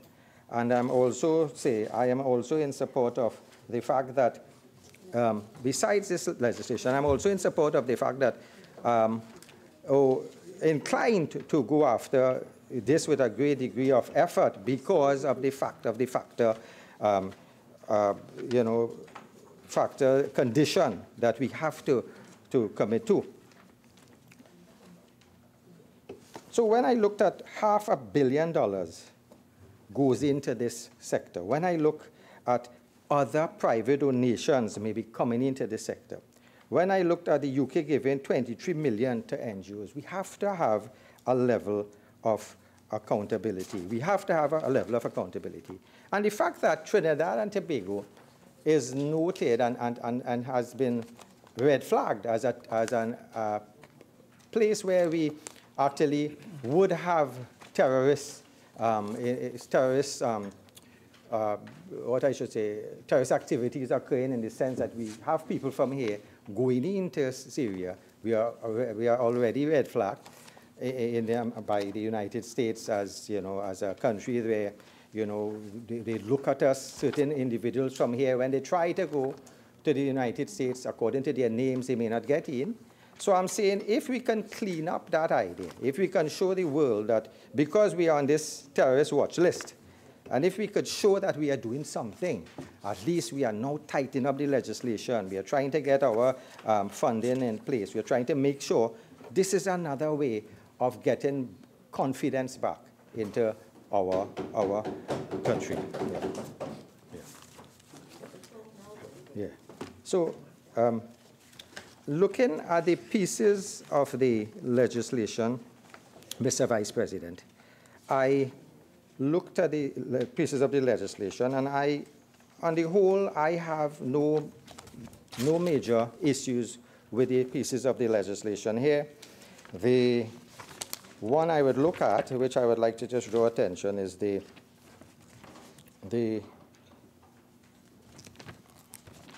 I'm looking at section clause 13, I think part 3, where a non-profit organization whose registration is cancelled under Section 10 may appeal that decision to a judge of the High Court.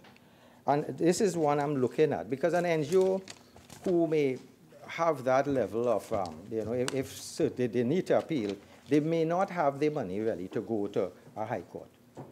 And in cases like this, I think their suggestion was made that we have a sort of a tribunal or some other mechanism where they do not have to incur any legal cost to be able to file their appeal. So this was one concern I had with this legislation. Another one I looked at is Section 15, where a non-profit organization with a gross annual income exceeding $10 million shall have its financial accounts and records audited and reported on in accordance with IFRS annually by a qualified auditor. And this does not affect the smaller organizations, and it'll affect the ones more than 10 million. But again, we have to be aware of that some organizations may split their monies in the sense that you can set up 2 NGO organizations and you give 9.5 to 1, 9.5 to 1, and you're under the radar. So we still have to have systems in place where, I may have some money to launder, I may have some money to do something, but I'm going to just split it up into these different NGOs, which I can easily set up. So I think this is something we have to know how we will be monitoring that whole system. So again, the transparency of the non-government organization is something that should be there. The list of directors should be there for the public to see. The monies coming in, the monies going out should be there also, because as if you are funding one, you'd want to know what's the level of, and it should be public knowledge, because we cannot be asking the government to have procurement legislation, and we are looking at members of parliament with the Integrity Commission and our forms to declare, and we are putting a burden on the state to run the affairs properly, and individuals and NGOs in the society are just, doing things willy-nilly. So if we have to have a change of a culture in terms of managing things properly, if we have a cultural change that we have to have accountability and transparency, we can start with the NGOs. Start train them, give them the mechanism where they get their books in order, and hope now we can get that cultural change. So you want an NGO, you want to help people, no problem, but do things proper. So we have to start doing things proper in this country. We have no choice, because if people do what they want, they will always resist. People resist change. This is a fact. But this, to me, is a way to get things in order, to get a registrar there. That has also been seen in different jurisdictions all over that has been clamoring for that. So, Mr. Vice President, I also would like to look at Section 17, where it is stated the controller who fails to notify the Registrar General in accordance with Section 16 commits an offense and is liable on summary conviction to a fine of $50,000. I am saying if we can get that somehow, because if there's a small organization and they lapse and they somehow, to put them under that burden, I think it's unfair. And I'm saying in cases like that, can't the Attorney General make a scheme of things that is according to a fine, like a 30% fine of the accounts you have? Sure. I confirm that I was referring to. So we're putting an administrative penalty and not an offense there. Sure. Thank you. So this is something I had, and I'm thankfully that it's being taken care of. Again, where the Registrar General receives, I'm looking at 18.2, receives notice under subsection 1, he may approve the surrender of the registration of the non-profit organization. And 3 shows within 6 months after receiving approval of surrender of its registration, a non-profit organization shall distribute its property in accordance with section 21.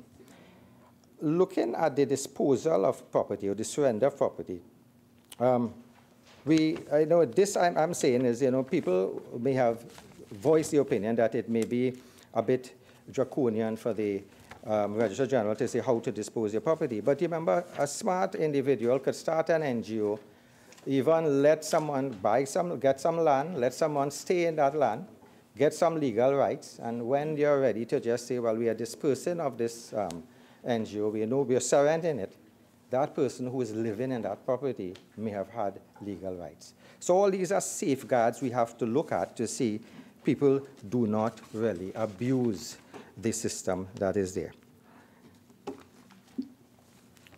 So again, I looked at 19.1, a controller of a non-profit organization shall ensure that records of the following are kept. A, its purposes and activities. B, the identity of the controllers, senior officers, directors, and trustees of the non-profit organization. And C, the source of its gross annual income. And again, I want to say that I agree with that. I need to know, as an individual out there, what is the source of the income of these certain NGOs. And I'm saying the majority of the NGOs are people who volunteer, people who are there with a cause. I commend them, but the few that may be there. And you see, it's a situation where Peter pays for Paul. Because if we are under a watch list, if we know that there are improprieties occurring, not here, but even globally, we have to put things in place. And I'm saying these are the pieces in the legislation that I'm thinking would help solve that, any sort of infractions that may occur. I looked at section 30, the disqualification of a controller of a non-profit organization, and I was a little concerned, again, and people had mentioned, by Part B, if somebody is found guilty of a criminal offense which carries a penalty of a term of imprisonment of 3 years or more, but I understood we are going to grandfather certain organizations that already exist in the system. So I am rest assured that organizations that are there, like Vision and Mission, may be already in and this may not be affected.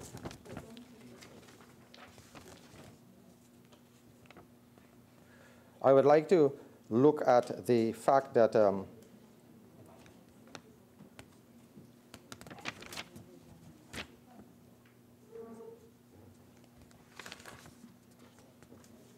where the section 24,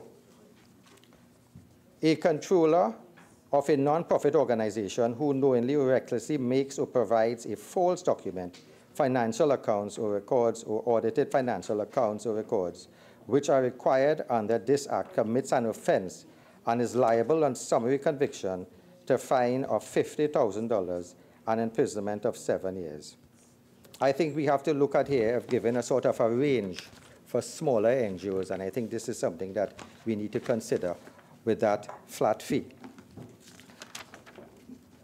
So all in all, Mr. Vice President, I am saying that, yes, the act was a bit rushed, but what I'm saying is probably in future we may have a system in place where we know which pieces of bills are coming in a stretch where, even members, on the independent bench who would not have research assistance as some of the others will know this is coming next, and we will be able to have a long-term, sight. And even NGOs on the outside would know that they would be able to comment on certain things coming up for any sort of discussion in the future. And if the Attorney General puts out as the Irish did in Ireland, they did it, put out on the web, these are, we need some sort of engagement.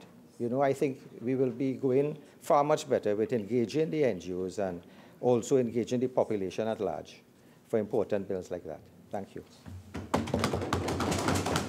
Minister in the Ministry of Finance. Thank you, Mr. Vice President. Mr. Vice President, the contribution made by Senator Deyalsingh really presents a good segue into the initial focus that I want to put to my presentation, which has to do with the issue of accountability that to date has not been a focus of this sector. Now, the Attorney General would have mentioned the various ministries in the government that make contributions and grants, subventions and grants to the NGOs. And he mentioned the figure of $500 million being an indication of the annual contribution made directly by the government to these entities.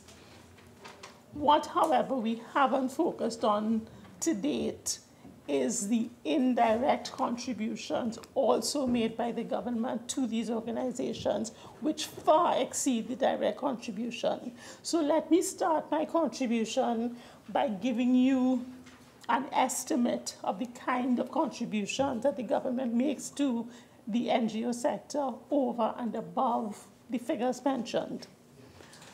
Now, there's a provision in the Corporation Tax Act, Section 61G, which allows the president, via the Ministry of Finance, to approve, to designate a charitable organization as an approved entity.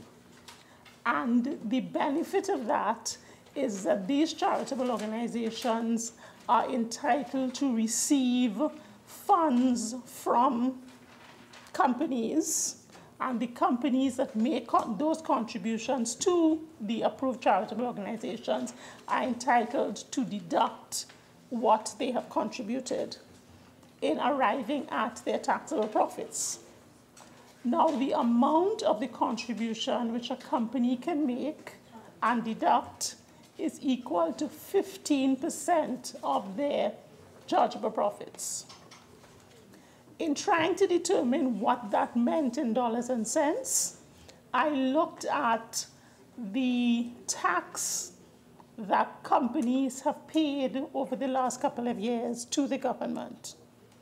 And I worked that back, I extrapolated that back to determine how much that meant in chargeable profits, and therefore what is the maximum contribution that these companies can make to charitable organizations and get a deduction, which would result in tax foregone by the government. Because if the companies could not get the deduction, they would have to pay tax on that income.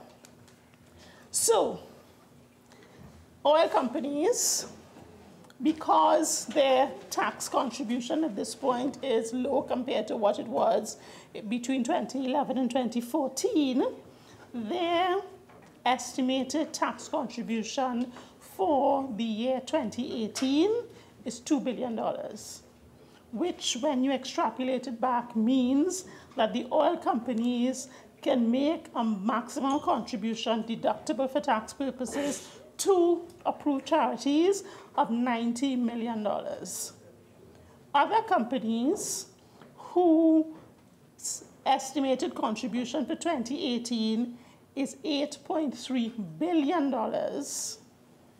can make a maximum tax-deductible contribution to approved charities in the region of $4.1 billion. And this represents tax foregone by the government. So it is far in excess of the $500 million that we were talking about that the government is either directly or indirectly contributing to NGOs at large and approved charitable organizations in particular. Now, the difference between an approved charitable organization is a subset of the NGO group because you have to satisfy certain criteria to qualify for this approved charitable status. You have to satisfy the Board of Inland Revenue that you have been established for the relief of poverty, for advancement of education, for advancement of religion, or there's a sweep-up clause, any other purpose beneficial to the society. So once you can satisfy the board of that and satisfy the board that your intention is to use your funds for the promotion of these objectives rather than for the benefit of the individual members of the organization, you can qualify for approval, and along with that approval, you get this tax benefit.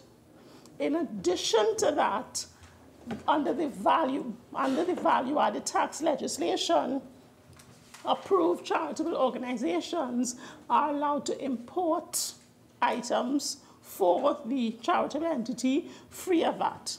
If you get an unconditional donation from an international organization, for example, anybody else receiving this item would have had to pay VAT at 12.5%.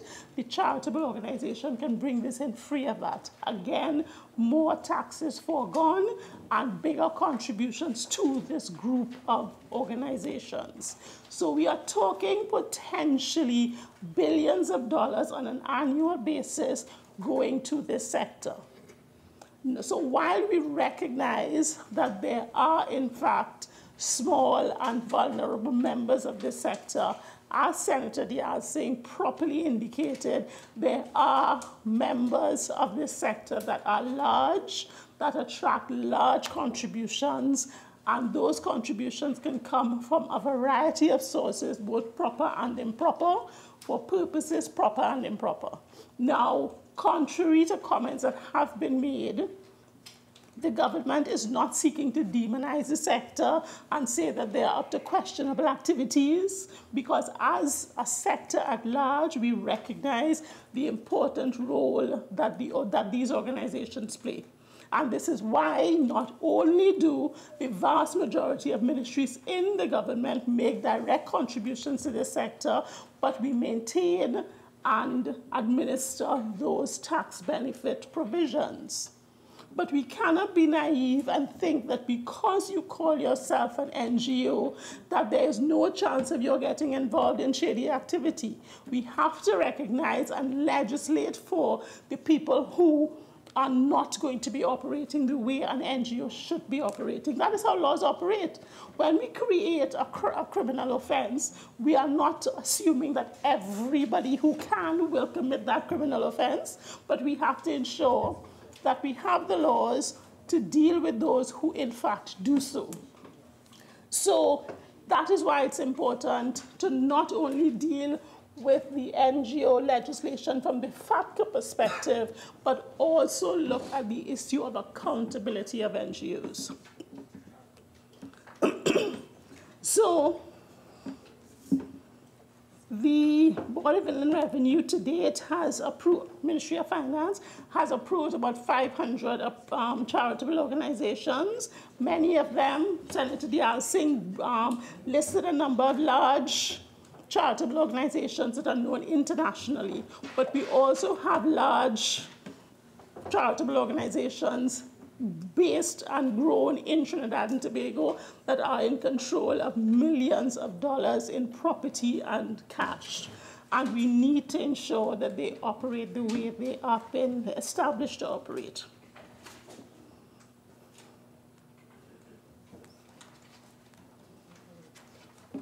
So, in seeking to ensure, one, that we comply with FATCA, and two, that we put some structure and administration and proper regulation within this sector, we have drafted a bill that, in my view, deals with a few essential elements.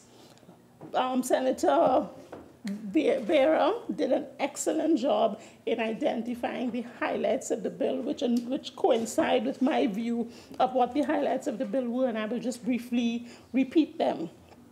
The bill requires, at Clause 5, that all non-profit organizations must register with the Registrar General. Why, if we are, why would we be challenging a provision like that? We need to know who these NGOs are, because remember, when an entity represents itself as a not-for-profit organization, it is saying to the public at large, I am about doing certain things for the benefit of the society at large or a segment of the society. So, world at large, you can feel comfortable making contributions to me because you should feel comfortable knowing that I'm going to use your contributions for a particular purpose. You are making a representation to the world at large when you call yourself an NGO. So if you do that, we need to be able to identify who you are so that we can confirm that you are in fact operating in the way that you're representing yourself to going to be operating. So, should you register? Yes, you should. Another benefit that I see of registration is that, as we indicated, the government makes contributions and members of the public make contributions to these entities. To me, we would be in a better position to make more informed decisions if we knew who all the possible entities are, rather than continuing to only focus and support the ones who we have done so for years. So it may be that we have a particular need in Mafiking. But if we don't know that there is an organization in that area that can satisfy that need, we may have challenges satisfying that need. So if we register all the organizations, it makes it easier to make informed decisions as to who we should support, who can best develop and promote the policies and objectives of the government of Trinidad and Tobago. Now, having said that, one of the comments that Senator Deyalsingh said was that NGOs exist because of failures in the government. And I have no doubt that to some extent that is true. But I also believe NGOs exist because governments recognize that it cannot be all things to all people. It also recognizes that there are certain things that smaller, more versatile organizations closer to the ground and closer to the people can do better, more efficiently and more cheaply than the government can do because of its unwieldy structure. So in some cases, there is a deliberate decision that this particular thing can better be done by an NGO than by the government. So it doesn't necessarily recognize a failure, it may recognize a deliberate policy. So that has to do with registration. NGO must re-register every 3 years. Things change, things happen. We need to ensure that the information that we have on a particular organization is current and up to date. Hence the reason for re-registration. Now, I worked at the Board of Inland Revenue. I was involved in the process of assessing whether entities applying for charitable status qualified. And we examined what they did, and we examined their accounts to determine whether, based on what we're doing now, what they represent us today when they make the application qualifies them for approval. When we wrote them and said to them, you have been granted approval, we say to them, you're supposed to file your tax returns every year.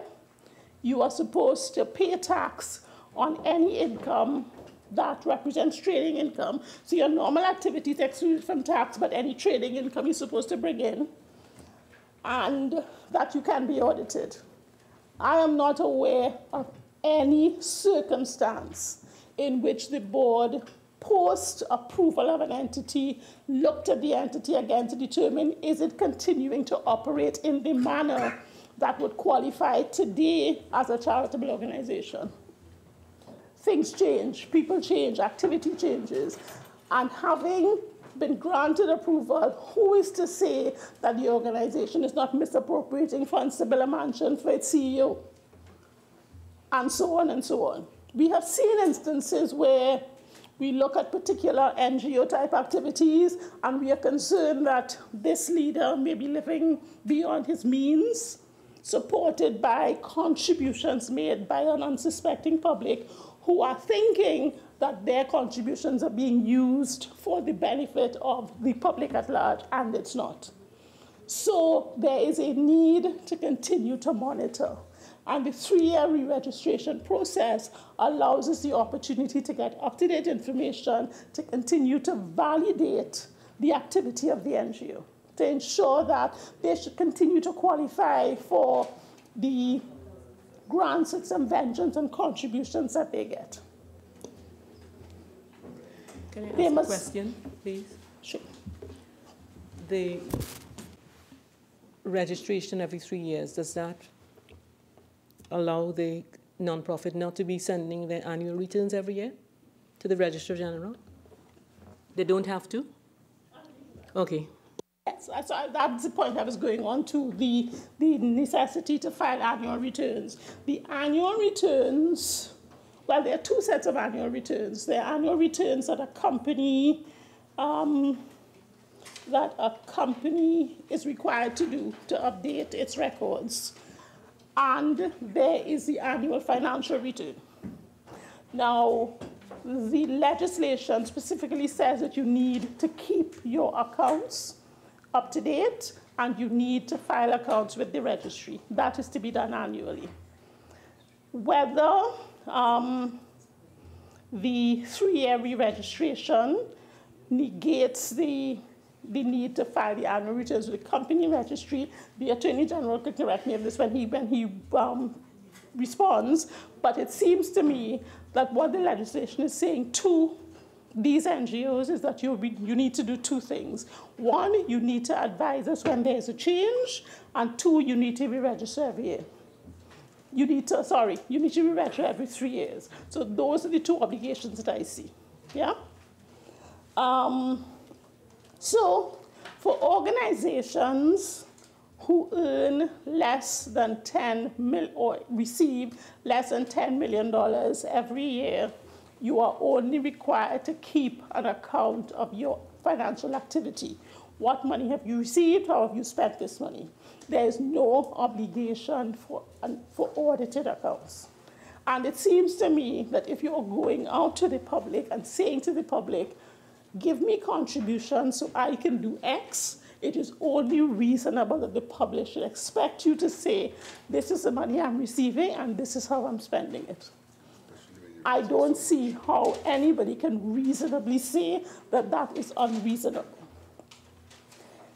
It is only for those organizations earning in excess of $10 million a year that you need to present audited accounts. And again, to me, very reasonable, because you are talking about spending lots of dollars, most of which are contributed to by members of the public.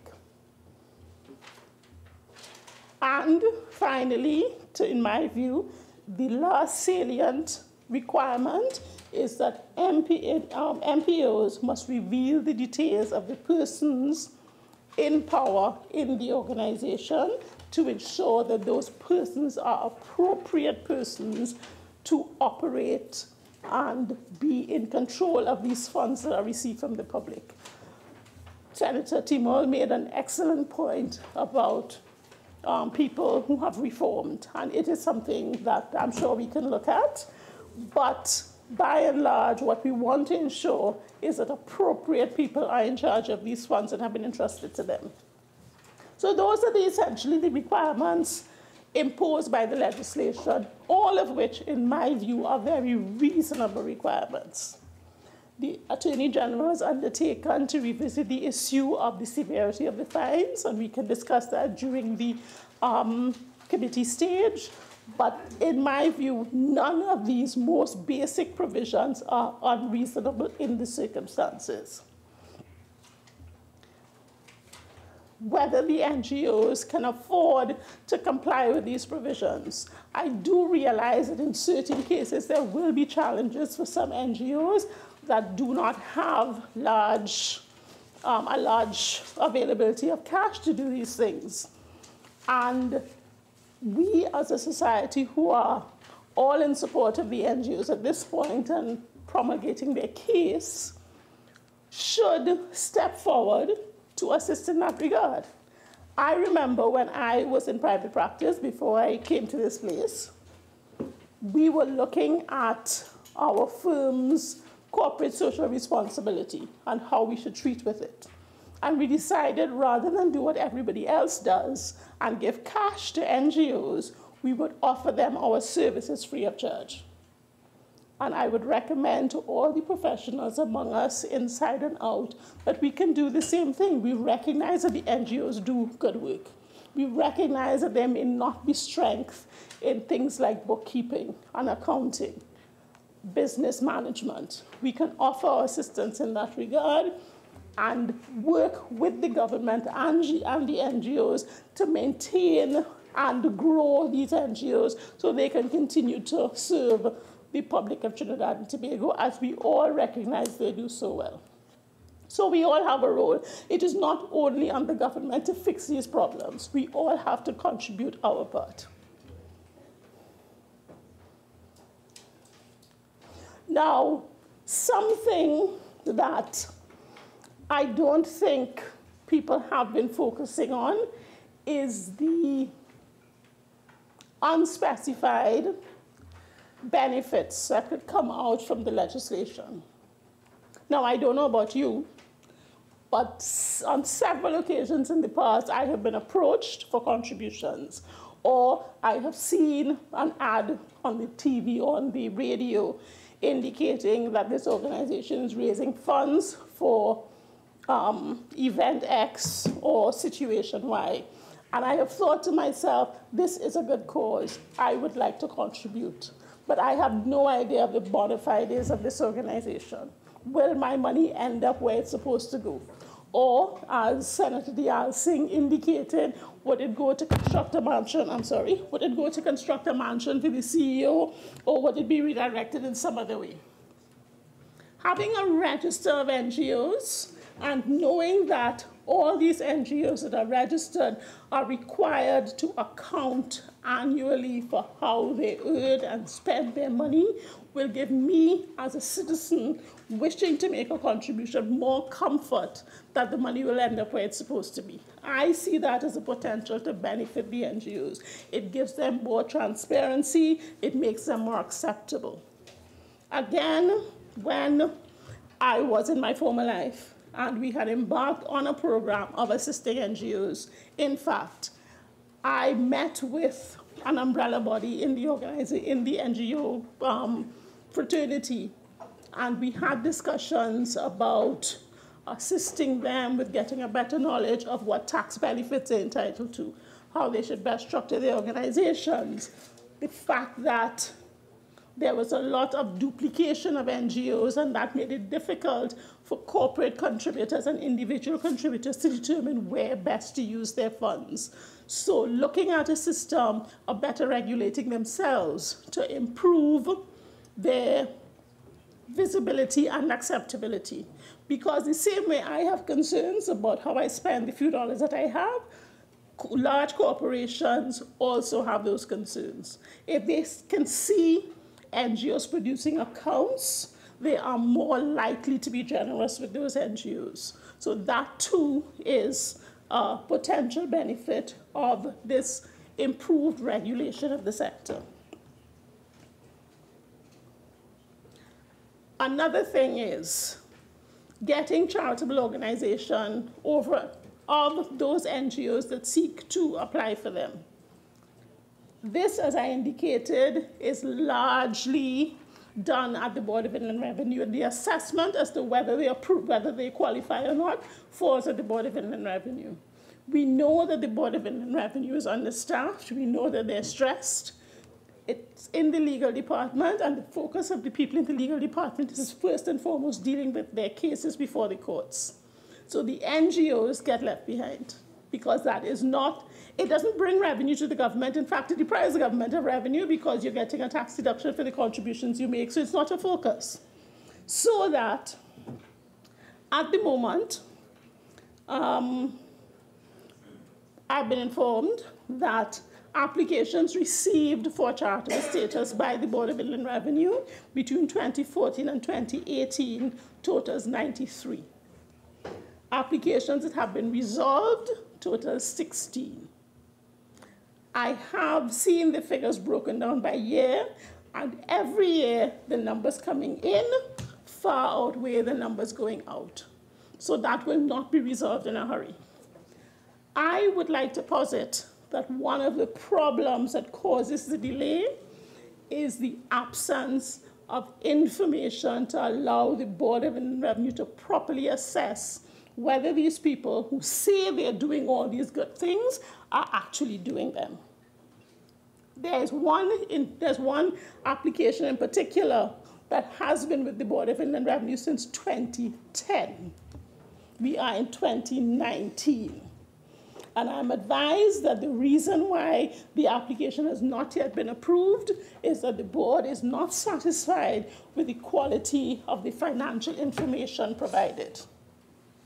Now, if we get to a stage where all NGOs are registered, all NGOs annually produce their accounts, it would seem to me that getting Board of Inland Revenue approval should be an easier process. It would seem to me that the Board of Inland Revenue could consider waiving the policy position that requires an NGO to operate for 3 years and produce 3 years of accounts before an application for charitable status will even be entertained. So you have an organization, it is doing excellent work. It can definitely benefit from contributions from corporate citizens, but corporate citizens are not interested in making contributions, so they can't get the tax deduction, and they can't get the tax deduction until the entity is registered, and the entity can't be even considered for registration before 3 years of operations. If we have a system of registration and the registration is robust, people are required to continue updating their records, and people are required to file annual accounts, it seems to me that the Board of Inland Revenue may be able to consider placing more reliance on that monitoring and reduce the period before which an NGO can make an application. That benefits the public, it allows the NGO to raise more funds and do their work in a better manner earlier. Arrive Alive, for example, has been around for a while. I think people in general acknowledge that they're doing good work. They have only now been able to submit their application for registration because they've now got to the 3-year period. So another benefit, in my view, indirect, of this proposed legislation.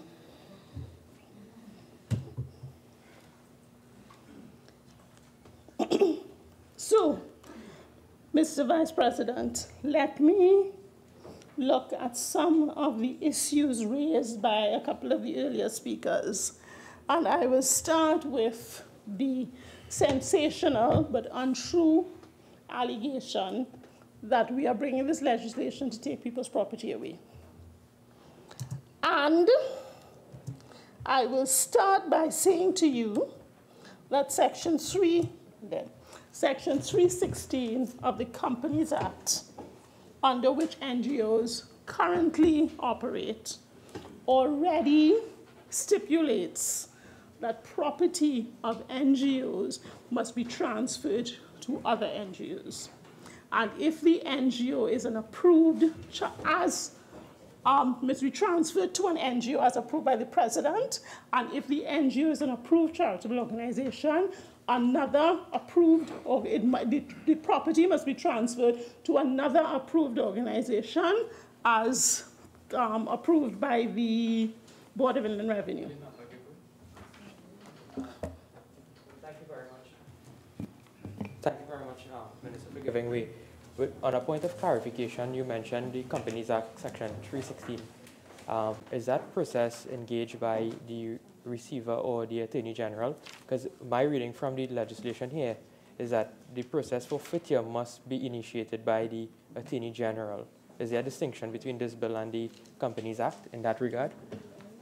This bill, in my view, seeks to tighten up the provisions that are already there. The point that I'm making is that NGOs are not currently allowed to take their property and give it away to anybody they choose. Because you remember, an NGO is an entity that says to the public, I am here to serve you, and therefore you can give me your funds and I will use it properly. So you can't allow an entity like that to take its property and give it away to members of the organization, for example. It has to continue to be used for the purpose for which it was intended. And this is why the property of NGOs go to other NGOs that will continue its work. And one, the provision currently exists. Two, it has not led to chaos and mayhem. And three, it is reasonable in the circumstances, having regard to the source of the funds of NGOs. The bacon shark man being at risk. I don't know if Senator Mark looked at the definition of a nonprofit organization, but the legislation defines nonprofit organization as follows. A body of persons, whether incorporated or unincorporated, which is established primarily for the promotion of a patriotic, religious, philanthropic, charitable, educational, cultural, scientific, literary, historical, artistic, social, professional, fraternal, sporting, or athletic purpose, or some other useful purpose, and raises or disburses funds for that purpose or object. It carries on its business without pecuniary gain to its members or officers, except as reasonable compensation for services rendered. And three, it restricts the use of any of its profits or other accretions to the promotion of its purpose or object. I would be surprised if the owner of Richard's Bacon Shack, for example, thought that the money that he made from selling his bacon shack was not his. He is not an NGO. He won't be caught by this bill, and therefore he is not at risk. So, Mr. Vice President, on the issue of the FATF requirements and the fact that, or the suggestion made by some, that it is a frivolous reason to bring legislation of this nature. I'm aware of a case in which an NGO in Trinidad and Tobago attempted to send money to an external cause. And the money left Trinidad, no challenges, no questions asked. But when it got to the corresponding bank in Canada, a question was asked because of where the money was going and the suspicion that it may have been going to a nonprofit organization. Now, the issue was eventually resolved, but in the not too distant future, when the FATF requirements become globally required, I can see that transaction coming out of Trinidad being challenged in Canada. And if the Trinidad authorities, through in this case either the FIU or the Registrar General, is unable to explain the source of those funds or the intention to which it's being put, I can see that seriously affecting our corresponding banking. And therefore, putting us in a position where we won't be able to send our children to school because we can't get money out.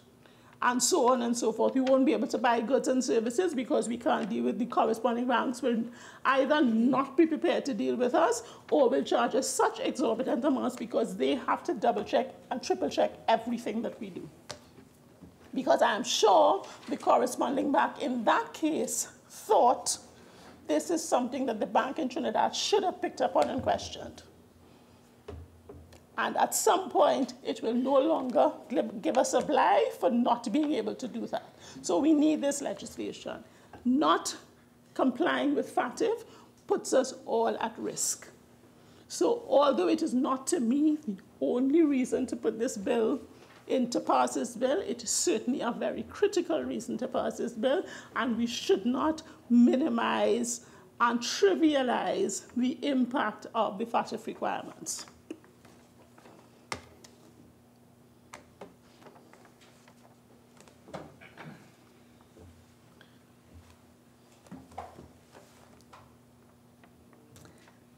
On the issue raised by Senator Deonarine of whether the FIU, yes, Senator, is, through you, Mr. Vice President, whether the FIU is not already monitoring NGO activity through their bank accounts. I'm sure it is, but it does not help. Sorry, 5 minutes. Thank you, Mr. Vice President.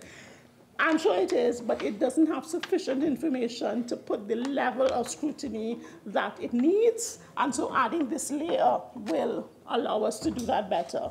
You would have missed the example that I gave just now of a transaction with an NGO passing through the system unchecked because the relevant information was just not available locally. So it will enhance our level of scrutiny.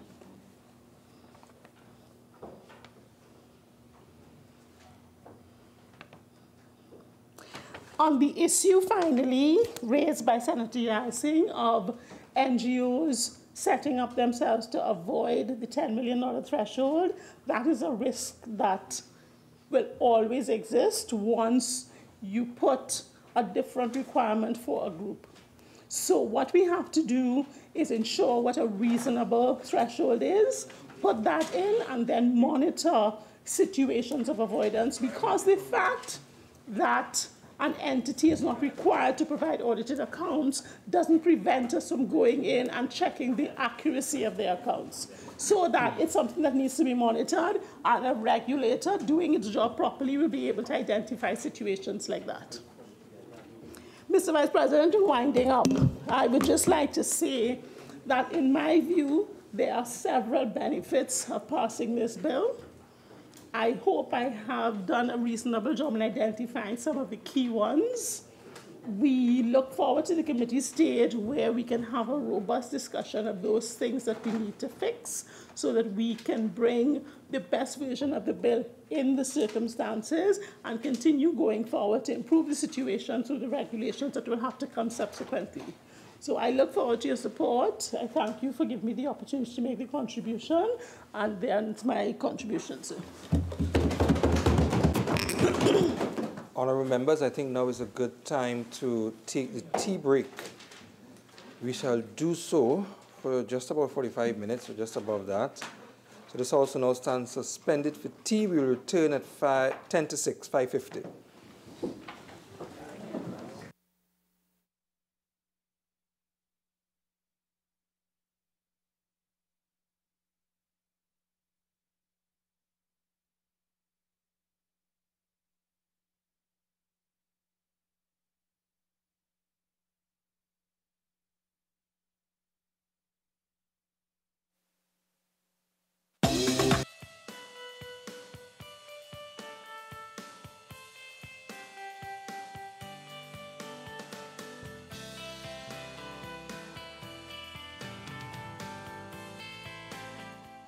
This is the Parliament Channel and Parliament Radio 105.5 FM.